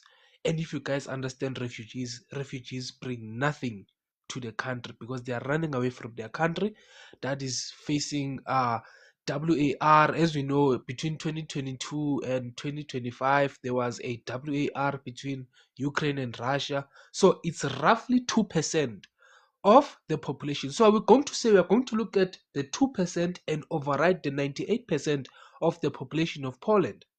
Let's move away from that point. So I heard you what you call when a gospel saying that these people contribute to the economy and whatnot. How do they contribute to the economy? And then at the end of the day, we have the Minister of Finance telling us that there is a decline in our economy since 2014. There's a decline in our currency since 2014. So I want to ask you now, what are they really contributing if we are still having a problem of these people having an economic strain in the very same economy that we have? I mentioned the source and I mentioned the contribution according to my research. So I can't answer you in that regard. Okay, let's move away from that. So, in essence, what you are telling us is that these people, because they pay VAT, they are contributing to the economy. So, you're also telling us that the tourists that also come from other countries that pay VAT as well, they are here to pay VAT and they are doing tax and whatnot. Because if you're going to tell us that these people they come here, pay tax and whatnot, then you're also saying to us that these people they have a right to be here in South Africa just because they pay tax. And everyone in South Africa pays VAT. So are you also telling me that even a 7-year-old can pay tax through form of VAT? Not only are they paying a VAT, but they are also paying pay as you earn. Some of How? them. How? Because they I don't mean, they don't earn salaries, I those kids. mean, you have lecturers who are immigrants and doctors. I mentioned that.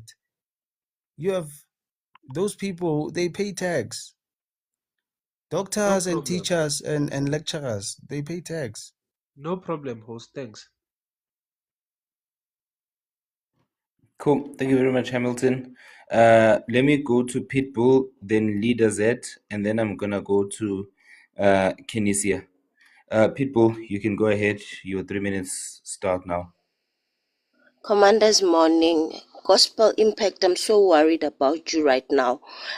Coming from a nurse, I want to advise you right now that before you sleep, just try to drink a cup of milk.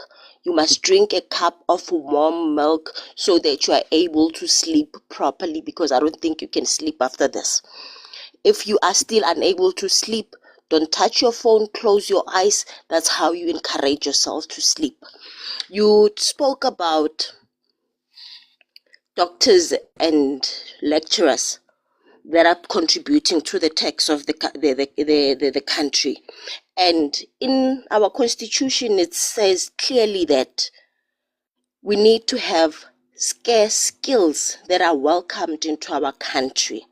And we have realized that we have doctors and lecturers, foreigners who are in position of power that are pushing something like a nepotism, because they are favoring each other on the basis that they are from outside. How is do you consider that a net positive or net negative to our country, because we have skilled unemployed doctors, we have skilled unemployed lecturers? There was even a case that was debated that there was actually somebody who's qualified to take up a job as a lecturer, as an HOD of a department, but they were not considered because they were making space for a foreign national. How is that tax helping us if it will leave our qualified people out of the job market? So your debate today, Nje, Ibilele, there are so many things that you said that did not make sense that I think you also learned from. But as a nurse, I'm advising you to have a very good night's sleep so that you are able to cope with all the stupidity that you presented here. If you are unable to sleep, my guy, it's not recommended, but if unayo allergics, ngicela uphuze allergics ulale, because asifuni kusasa kuthiwa une-depression ama-patriots.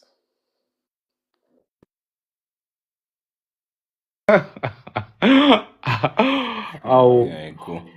I'm udokotela gonna. usuggest incika. Usuggest ilini udokotela. Awukahle. I'm trying Abushaya to be incika professional here gospel. when.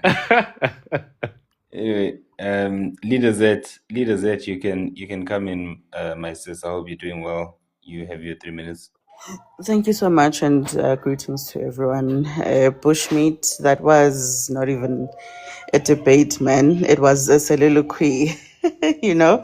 My question is really tied to what Queen Dudula said a little bit earlier on about the FETF grey listing. Gospel, are you aware of it, of FETF and the grey listing that we experienced as a country? Yeah, I was aware of the grey listing. Okay, so if billions of South African rands left or leave, the country every year in remittances, and a significant portion of that is due to informal or untracked channels, how can we confidently say that the immigration issue, or people or immigrants are a net positive in the country if we can't fully quantify the capital outflow of the impact of those funds leaving the country?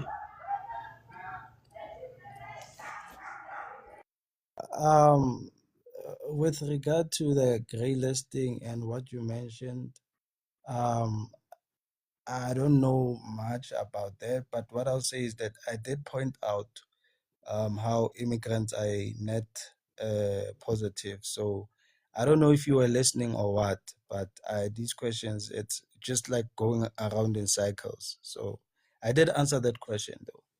No, so I did come in late, to my admission. When I came in the comments, I did say that. But I think it's very important for you to understand, that part as well. I would have done, a full circle research on immigrants being in the country. And I think the FETF grey list was probably one of the biggest things I would have looked at if I were you. But clearly, you were not prepared. If you're not able to answer that, that's fine. But my sister, you came late. How can you say I was not prepared? You didn't hear the entire debate. No, You but said you you don't came know. late. You don't have an answer to the question I'm just asking you You're being now. So that tells me. disingenuous. You're being That disingenuous tells and me. biased. No, hold It's on. This is clear. my time, and I'm You're being claiming it back. biased. You're being biased, I'm but it's claiming fine. it back. Hold on. You did not answer the question. That tells me that you were not prepared. If you were prepared, you would know that the FETF grey list was actually a huge, it impacts very, very significantly on our economy. So if you did not prepare for that, I feel sorry for you. You were not prepared. And I'll drop now.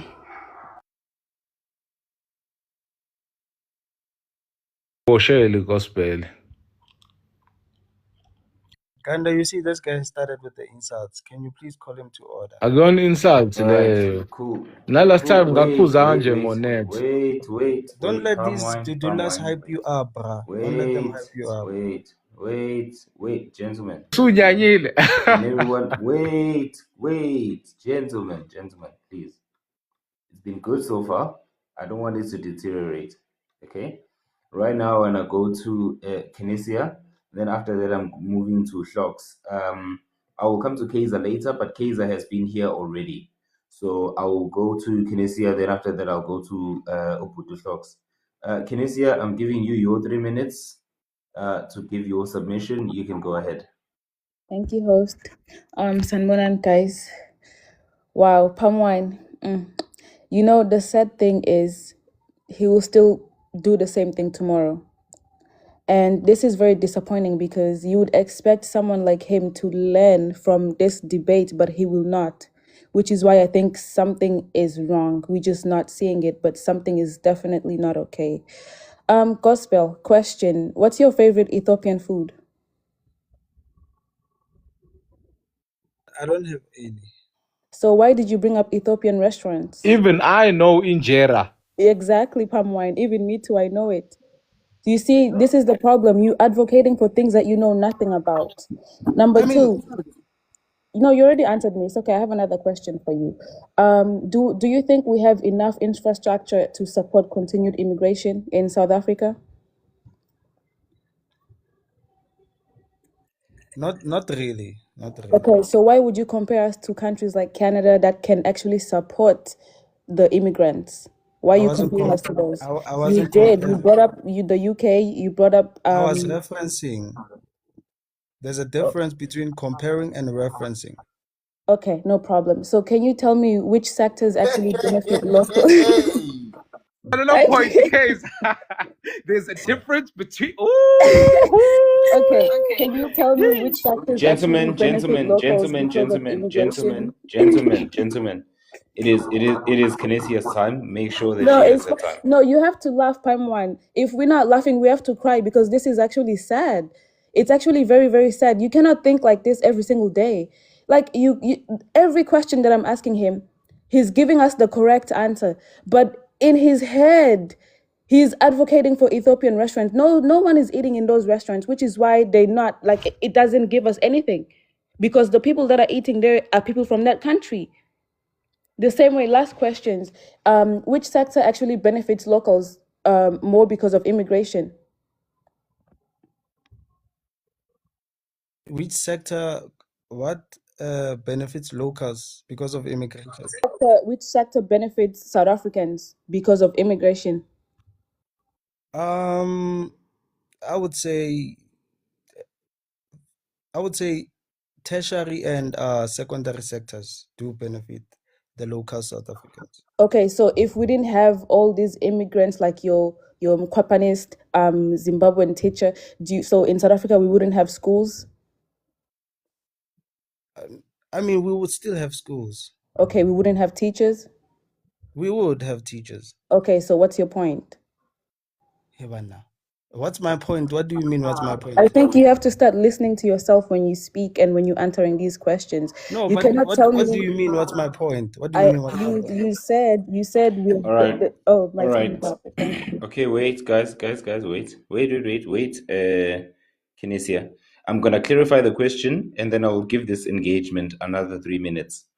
So the question is, remember, there are sectors of the economy that we need to look at, right? The question that she had asked is which sector benefits, or which sector benefits basically from immigration, or with immigrants living in South Africa? That is the question that she is asking. So I'm gonna give you guys 3 minutes again to engage, so that the question is clear and everybody understands exactly what was asked, and so that when there is a counter argument or a follow-up question, everybody knows exactly what it is that they are responding to and what it is that they'll be counter arguing. So True Gospel as well as Kinesia, I'm giving you guys 3 minutes, and I'm gonna give those 3 minutes to you, True Gospel. I'll put it on you, but the engagement is between the two of you. You guys have 3 minutes. You can go ahead. True Gospel, I'm pretty sure I've clarified the question enough. Yeah, but I did answer that question. I said the tertiary and the secondary sector, they do contribute to local South Africans. So yeah. So Mena, I'm trying to understand from her. So you mentioned the teacher thing, right? With regard to the teacher thing that you mentioned. What do you mean? What is my point with regards to that? That's what I'm trying to.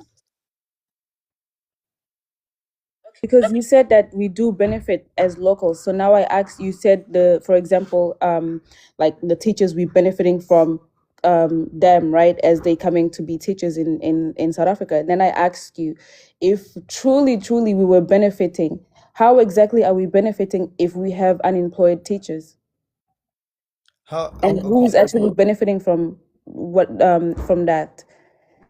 Yeah, okay. It's a sad situation that they are unemployed teachers, but the fact that we have teachers, whether immigrants or South Africans, um, we are benefiting socially and economically. Socially, in that these teachers, they contribute to our education. As I mentioned that I was taught by a Zimbabwean teacher and I passed my matric very well. And then economically, the taxes that these teachers contribute, they also benefit ordinary South Africans. So yeah.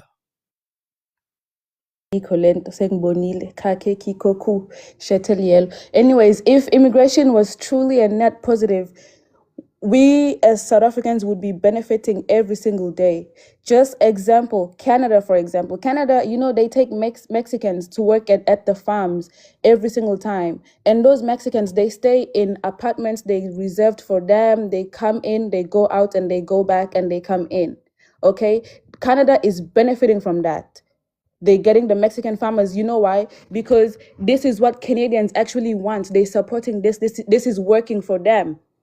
We are not benefiting anything from these people. You cannot tell me we're benefiting if I have a South African teacher that is unemployed, and then you're gonna bring me your Mkopanis teacher to come and teach, and then you tell me that we're benefiting. Okay, let me ask you this question. So, are you gonna disregard South Africans who are educated by these teachers and they are able to further their education? Are you gonna disregard that?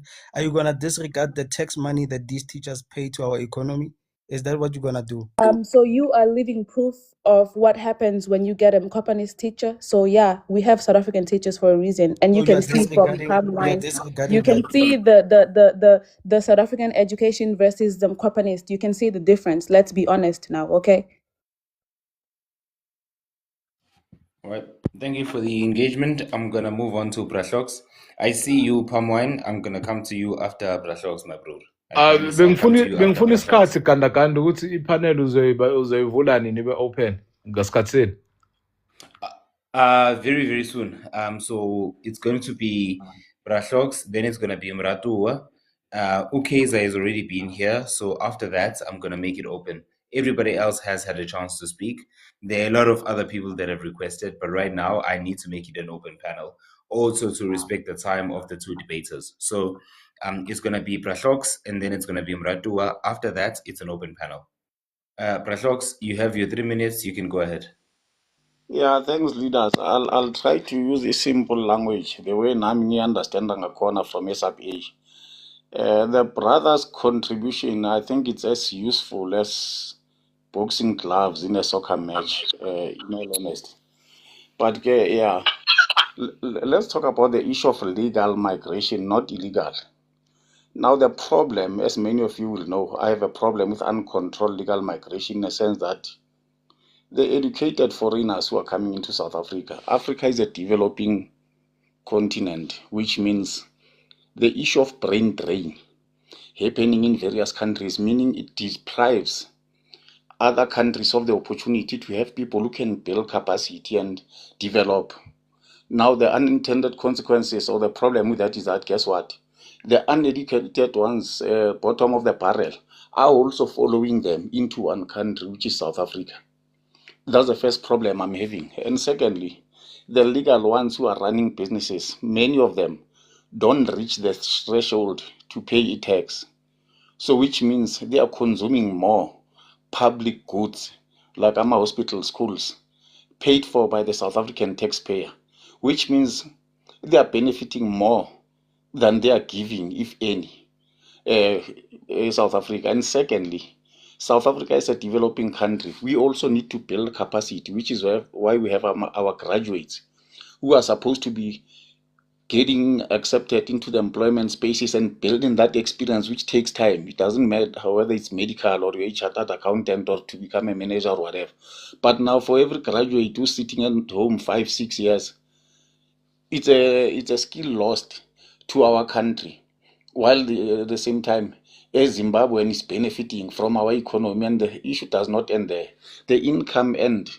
They may be paying tax and whatever, but outflows, remittances that they are sending to the various countries. Whereas if it's a South African earning income and also paying taxes South Africa, it simply means they can also invest into other things like businesses or ufundisa your younger brother or invest into younger brother's business and all that. So that's a problem I'm having. And not only that, I said, let's look at the issue of the labor aspect.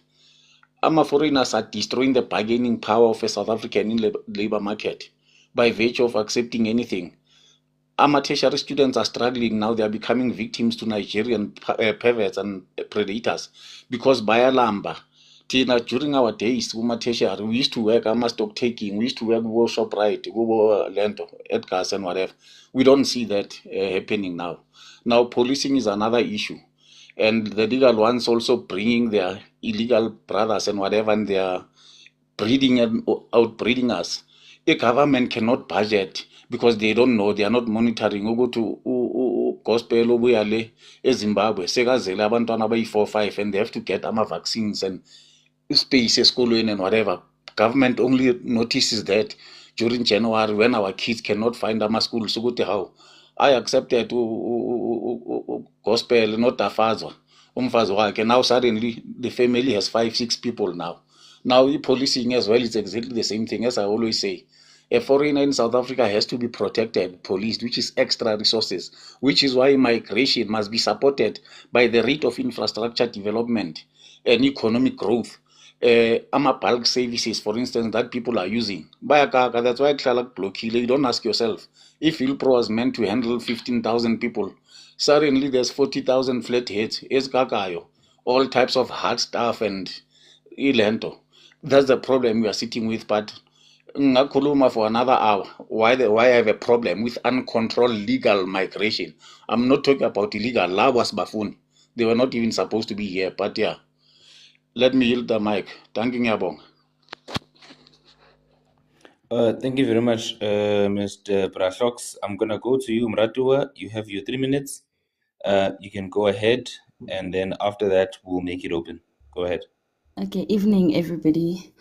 Gospel, I have I think 2 questions or 3 questions for you, and I'm just hoping you will answer me with numbers, not necessarily an explanation. I just wanted to know, you mentioned that there are illegal South Africans go UK. How many? I don't have the exact stat. Okay. Okay. All right. I wanted to find out how many doctors do we have? Foreign doctors do we have in the country? I don't have the exact stats as well. Okay. Okay. I wanted to know how many teachers do we have from foreign doctors do we have? I don't have the exact stats. So why did you come up here and speak about numbers that you don't know? No, listen. I say there are teachers Yes. who are immigrants in this country. We have them. There are doctors who are immigrants in this country. We have them. And I say there are illegal immigrants in the UK. They are there. And I'm talking about legal. I'm talking about the legal ones. I mean, for us to establish, for you to come up and defend even the percent how they are contributing to the economy, the least you can do is to come up with numbers. So you don't know how many teachers we have, foreign teachers we have. But the fact remains that they are there. They are there. But I'm asking the number. So you don't have numbers of these people that you are defending. I don't have in the country. exact numbers, but the teachers are there. That's a Not fact. exact numbers. Give me an estimate. An estimate according to myself, or should I do my research? Should I research right now? All right. Okay. And okay, I think okay, let's just leave it. But I wanted to answer one of the questions that you asked regarding Khore, are we disregarding the contribution that these foreign doctors, doctors, nurses, or whatever? Yes, we do disregard them. We do disregard the contributions that they make in the country if we've got people that have those skills. How do we celebrate foreign doctors when we've got doctors that are sitting at home? How do we celebrate, or how do we accept the tax? Is it like the tax from foreigners? Is it better than the tax that are from South Africans? Yeah, I don't know how to answer you, but what I'll say is that I was just pointing out the fact that we have doctors who are paying tax and they are contributing positively to our country. Are you saying, hold on, but because we've got unemployed doctors, are you saying that those ones, that the tax that they could have contributed does not matter? No, I'm not saying that. Then what makes it better? What makes the tax from foreigners better? Why No, should we regard it? the point was to support my argument that foreigners are a net positive, and Thank you, host. I Thank was you. pointing that out. So yeah. All right, cool. So it's going to be protagonist that comes up, and then it's going to be essay first, right? After essay first is done. No, man. That's what I'm saying, Guti. After essay first, anyone who requests now, know that you are not coming into a space where you'll have the 3 minutes. It is now an open panel, right? I'm not sure, Kaiser, are you a mod? I don't know if Kaiser is a Yeah, mod, or if any one of you guys are a mod. I'm not a mod. I think Hannibal is a mod. Hannibal. Okay, cool. No, I'm not a Cool. mod. You're not. Cool. All right. Host, you can invite So what I'm the gonna do is this. You can invite the llamas. There's a moderator down there. Llama. Ah, wait. Nah, it's all good. So here's what's going to happen, gentlemen. After protagonist and essay first, it will be an open panel. If there are mods that are in the comment section, then you guys can mod, and then we will take it on from there. But after essay first is done, then it's going to be an open discussion as a normal TikTok live runs, right? Cool. So that's what's going to happen after essay first. But right now, it's going to be you, protagonist. You have your 3 minutes. You can go ahead. Thank you very much. I don't think I'll use all my 3 minutes. True Gospel, can I just ask you a question, my brother? Why does a country want or encourage legal foreigners to come into a country? Or let's say a developing country like South Africa, why would we want legal foreigners to come over? It's for various reasons, it's for various Yeah, reasons. can you name a couple, please? Or can you name like 5 if it's that many? Maybe I can mention sometimes it's shortage of skills, Mhm. sometimes it's to improve the economy. How so? How would it improve the economy? Yeah, like their skills. No, you've already mentioned skills, and and then you also said the second point is economy, and I'm asking how would it improve the economy by bringing people over? Yeah, their participation in the production helps to improve economy, So How yeah, so? How so? by them being employed and But participate. yeah, sorry. I think it goes back to the point that Mrato was saying, Kuti. We've got no shortages of skills. Or let me ask, which is the sector that legal foreigners are occupying that we actually see, which actually we need these skills? Because doctors at the moment, we've got a lot of unemployed doctors. I think it's the only country that I know of where we've got doctors that are unemployed, and also we don't have a shortage of lecturers. Which is the one area, because if let's say there was a country in Africa that was running a very successful nuclear program, I'd understand because we would need some skills there. So which is the one sector that you've identified that we absolutely need foreigners in? Okay, like I can't pinpoint an area where we actually need foreigners in, but what I'll say is let me ask you this question. So Sorry, it's my time. I'm done asking the question. I just need you to answer. yeah, so I can't pinpoint the area where Okay. I can say, yeah. Right. No, it's fine. It's fine if you don't know. I would like to also pose I would like to say something to the host and or Azanya. Guys, can you also, I love what you guys are doing. Can you just keep it up? Can you not drop the integrity of what you guys are trying to do here? It's nice that we try to be inclusive and add everyone in, but we also need to understand what kind of caliber are we contributing to this platform. It's a very good platform. It's a very successful one, but we cannot you can't say the hard work that you've done back by accepting a certain kind of people in these sort of debates. whenever I've got free time, I always listen to these debates. I love them, but let's try and maintain a certain standard. I know it's nice that you want to include people. If we can, if we have run out of guests to come here, can we include like for like? Can we not put David against Goliath? Because it's really going to, for that section, it's really going to deteriorate what you guys are trying to do here. And I'm a firm supporter of what you guys are doing, and you'll have my support. It's just a word of advice that can you guys just try and make sure that you keep up the integrity of what you guys are trying to do. Yeah, thank you very much. Thank you. Thank you very much, protagonist. I'm gonna move over to is it Essay First? Essay First, you have your 3 minutes. You can go ahead. Good afternoon or good evening, everybody, or good morning, rather. I wanted to ask Gospel if he knows what net is again. And I want to give the same example that Bushmeat gave, where he said 30% of the school passes and the rest doesn't. But let's just save my time and everybody's time, because I know he's going to say the same bullshit that he said, which just basically shows that he doesn't even know what he's talking about. And let's be honest. But at the end of the day, I know this is my first time actually seeing bushmeat, or rather palm wine, being so clean and being so civil, because I've always seen him being Ipuwezi, or a dragon rather. But heads up, bushmeat.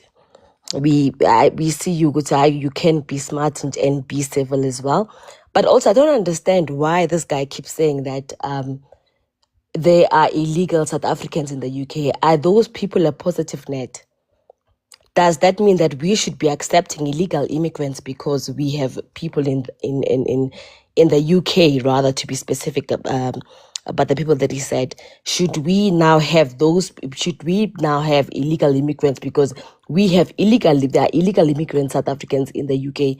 What are you talking about? Please tell me. Is that what you are saying? Just because there are illegal immigrants in other countries doesn't mean we should have the same with us as well? Did I say that? You did say that. Now I'm asking you, if I know you did not say that, you said they're illegal South Africans, but remember what the debate is about. The debate is saying that are we illegal? It says immigrants in South Africa are net positive or negative. You are saying they are positive, so now I'm asking you, if ever they are a positive, are you saying just because you also mentioned that they're illegal immigrants in the UK, are you saying that we should have them as well now? That's what I'm asking. Yo, guys, no. Okay, I see you don't even know what you're saying, ne? You know what? It's frustrating. Are you saying just because the other people have it, we should have it as well? No, where in my submission? It's fine, shut up. So now you are saying we have teachers and doctors. You don't think we have teachers and doctors in our country? We have enough of those. Do you think we should prioritize them over us? Yeah, you know what? Do you know how many doctors we have that are unemployed? And we have doctors in South Africa also that are unemployed. Yes. We have doctors that from other countries. Do you think that we should prioritize them over the doctors that we have here? My sister, listen. I'm not a sister. What if I'm a brother? Okay, yeah. Can I say this? I was supporting my argument when I say that we have doctors. But your argument is shit. What I'm saying is that just because other people have it doesn't mean that we should have it now. Because we have enough of those. Why are we supposed to put more pressure on us? Yeah, but I don't understand your argument. That's why you guys... My argument is that are we supposed to bring people to come and take people's places here? I mean, we have them. Should we take people to be your father, whereas you have a father already? Does it make sense? We have them. We have a father. Imagine you have a father. Should we take people to be your father already, whereas we have a father already? What I'm saying is that we do have them. So what should happen to them? They should be... They should go home. They should go home. Yes. Imagine you have a father already. Somebody wants to be your father. What do you think must happen? Yeah, but they already have careers. Like, what would justify them? When now you have a father already, somebody wants to come and be your father. What must happen? No, that example falls away. All right, all right. Can I just stop it right here? So here's what's going to happen. I'm going to now officially declare the bullpen debate officially done. So the bullpen debate is done. Now it is going to run as a normal panel. It is open. Anyone can come in and speak. And between USA First and Gospel, I'm going to give you guys 1 minute for you guys to finish. After you guys are done, it is an open panel where all the other speakers can come up and they can say whatever they want to say. So the 1 minute starts now. I'm gonna put it on you, Gospel, for you to have your 1 minute, and then after that, Host, can we anything laugh? goes. You guys Host, can can we go. laugh? Just have a session What for are you laughter. laughing? After the 1 minute. No, Yeah, Hamilton. After the Wait, 1 minute. guys, let them The 1 submit. minute has started. The yeah, 1 minute has started. No more yeah, laughing, guys. yeah. Okay. Gospel. There's a father who went to train to have No, financial I think it's Gospel's problem. time now. I think the time is on him. After that, it's gonna be Bushmeat, and then we can talk. Okay. Yeah, yeah. So, host, I just wanted to say that it's clear that in this entire debate, Bushmeat had more fans than me, unfortunately, and I found some of the questions to be Bro, you won, bro. You won. Don't no, worry. it's fine, bro. Listen, I found some of the questions to be dumbfounded. I will no longer be engaging such people because this is an insult to my intelligence, by the way. I keep answering the Oh, same la questions. course. It's like we are going in Good job. cycles. Yeah, like I will no longer be doing this. This is the last time though. Yeah. But you requested for it, bruh. You requested to be a joke. You I was requested so to far come here and retirement, be a Judge. joke. You requested to humiliate yourself here. No, like what You is humiliated yeah, yourself. but Like, it's tell fine. me, why did you do this? I really want to know why you did this because this is a joke. You made and nobody understands what you were saying. Ima SA It does first. not even make sense. SA first. Ima asikele upam Bushmeat akhulume sokhuluma emva Bushmeat. Can Look, Nyangez. Siyakuzwa. Yeah, no, look, my man, gospel. Yeah, we need a vet. I don't even think, even if someone were to say I won here, I don't think it's something that I'd be happy about, to be quite honest with you, because, you can't make a comparison out of this. Okay, No, it's because fine. I look stupid either way. If No, I it's lost, if fine. someone says I lost, if someone Gospel, says it's I lost. Bushmeat's time. If someone says I lost, I look stupid. But also, if someone says I won, then also it's like against who? You know, it's like ukujabulele ukuthi kuthiwe ustrong kunentuthwane. You know, you can't be happy about that. So I think we could make it an open panel. You won, and that's okay.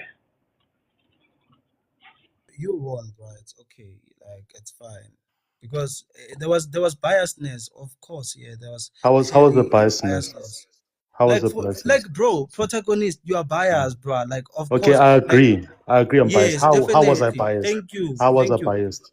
No, like listen, bro. Everyone who came on this panel was biased, bro. The How were questions, we the line of biased? We've heard that we're biased. How were we biased? but you just admitted that you are biased. So No, why would you ask me? I'm agreeing to your point. I'm saying Yes, now, thank please you. explain. It's like you've given me an answer. Please substantiate your answer. Yeah, bro, like the biasness of it, like of There's course. no answer, protagonist. Let's move on. Yeah, but there was biasness. Okay, And okay. yeah, True it's gospel. fine. Mina, can I say something that's maybe to my mind is positive? You know what? I think you're not a bad guy, Mina. Personally, I think I've engaged with you. I think your heart is in the right place. Maybe some of the things that I can and take this as a positive. I'm not trying to make fun of you or whatever, because that's not how I roll. But you know, maybe one thing that's working against you right now is that one, you are young. You are yet to experience some things that some of us here in these panels who are a little bit older than you have experienced. And the second thing is that you are so set in your ways that you are not open to other reasoning, even if it may come across as basic to other people. Like that's why you are almost like hearing the same questions being asked over and over again, because people are understanding what yes, you are hearing it, but you're not understanding it. So can you just take those as positive? Just have a little bit of an open mind when it comes to things, even things that you strongly believe in. Listen here, I sometimes go to Pan-Africanist panels and I listen, Kuti, and I like to challenge my understanding of things. Kuti, is my understanding correct? And I always take the opinion, Kuti, I'm sometimes wrong in some things. So, and then how do I further expand my knowledge in certain topics, especially topics that I do not have a full understanding or grasp on, because we are all here. No one here can claim that they know everything. We're all here to learn, and we're all here to contribute whatever we do know. And if we all come with an open mind in the things that we know and don't know, and our contribution, we'll all expand our well of knowledge when it comes to topics, especially the ones that is not our, let's say, our area of expertise. Yeah, that's cool, bro. Like, yeah, but I just wanted to say that, however, this was a fair debate. I will commend the host and Azania. Shout out to Azania for that. It was a fair debate. Bushmeat was a worthy competitor. Yeah, I That's an had fun. insult, my bro. Yeah, I had fun though. Yeah, it's fine. And host, yeah, I'll drop. Thank you very much for having me. Ungahambi manje. No, bro. Let me. Ungahambi. Awazi phela Suyakazi ubhosha mina ngahamba. sense rophe yefanasi hawu uthi amanye bangireso abheye Oh, you hawu have questions? You come on, guys. Like, I mean, I'm done with Can you. I speak, bro? hotel I want to ask Azania also, ukambinya children is protagonist. Don't do this again, fit ngiyanicela bafethu. Because each channel SEO, it relies on quality. Now, because of information overload, people literally have a few minutes to see if they want to watch a video or not, right? So when you upload these videos on YouTube, it has to be quality after quality after quality in order to, that few moments that you have to capture an audience, it must be maximized. This was below pathetic. Bushmeat, what you said reminds me of that song by Jay-Z that says, even if you win, ultimately you lose. Because real niggas ask you, why are you even talking to this guy?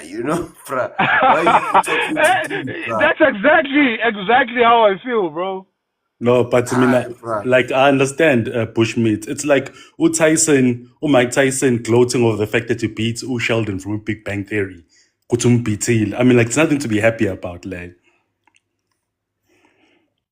Bruh, they do this thing that is bizarre, where they cry about bias and they insist that they won. Like Carlos yesterday, he lost the debate resoundingly. But they were in the comments saying, you are winning, my brother, you are winning. Are these people crazy? I left the notes. I forgot. I lost my notes. This guy was performing so badly that he forfeited some of his time voluntarily. He said, I'm not going to take that time, because he really doesn't know what to do with the time anymore. He couldn't even wing the debate to say, let me when you're writing an exam, you don't have the answers, but you have a bit enough knowledge to give wrong answers, knowing that you are giving wrong answers. You are just filling in the spaces because you can't hand in an empty paper. Carlos couldn't even hand in an empty paper, bruh. There's a time when he forfeited 10 minutes. After forfeiting 5 minutes of another 10 minutes. And they were in the comments saying, you are performing well, my brother. You are performing well, my brother. What the hell is this? Like, do we call this immorality? Do we call this delusion? What is this? Honestly, bruh, Azani, I'm begging you, bruh. Mkeswa was my first argument, Bushmeat, to tell you. After Mkeswa, I refused to debate Mkeswa. I chose a better opponent who was actually a lawyer. His job was argument, and I enjoyed that argument. I may have lost some points, I may have won that point, but the bottom line is that the opponent was competent. It's something you can listen to for an hour. After Umkeso, I've been challenged by rats and every other disabled, hobo, cripple, everybody is just challenging me left, right, and center. And I refuse to. And what they do is that they blackmail you by saying, "Are you a coward? Are you a coward?" And then you just say, "Let me just give in. Don't do it, bruh. I mean, I've resisted it for so long. If I could, then so could you." It's a trap. This was actually my first time, and I thought to myself, maybe. So you're right, man. I shouldn't have accepted this, to be quite honest. But I knew it. That's why. Ukanda kinda knows. I pulled him by the ear that day. Ngati, the idea of net, make sure that he knows net.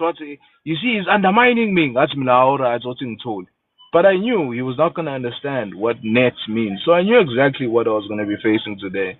That's why I decided to run some errands throughout the day, And then when I came back tired, and that's just how it went. Because I knew, ayikho into angayikhuluma nomuntu onjengogospel. Now big man, uMakena. Ayikho into angayikhuluma nalabo bantu labo. They are impaired. When No. Bushmeat uyazi wenzeni uyalova loya ku-submission ku-opening statement yakhe ufake i-prompt ku-ChatGPT wayibona ngathi yinde wacela i-host imuphe 10 minutes confidently host, can you please give me 10 minutes because I'm going to be long. Umuntu wayifunda wayiceda nga-3 minutes. Hey, wesoso. Khona iphathi la ache khona. Oh, how I wish my opponent. Ngathi mina hey, gospel uyakhuphuka manje. Oh, how I wish. Ngathi mina yes.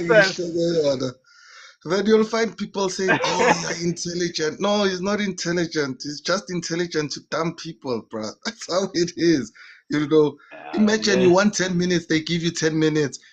Yeah, like the way paying a corner to check GDP for sure because just also ifunda for more than and you could hear Gutomuntu he's reading from ChatGPT. He even forgot Guti. He mentioned Guti foreigners are building societies. The reason he forgot is because he was reading. He literally read that. Says Yabuza, which society? I didn't say anything about society, blah, blah, blah. I can't wait to go and get that clip Plus, on YouTube can and anybody count? stitch it. Can anybody count how many times this boy said, "I don't know"? I think maybe 20 times. More. More. He doesn't know the numbers. And the moment he said they are both a net negative and a net positive, I mean, bruh, here we are dealing with a moral issue. Like, it's staring you in the face, bruh, that you don't know what you are doing. And person after person is putting a mirror on your face to say, you don't know what net means. And you are actually conceding to the fact that you don't know it, but you still insist that you know what you are talking about. It's no longer an issue of ignorance, bruh. We are dealing with a moral issue. And he says that we are propping you up. You don't need to be propped up because you've proven yourself in society. I mean, you went to a good school, you are holding a good job.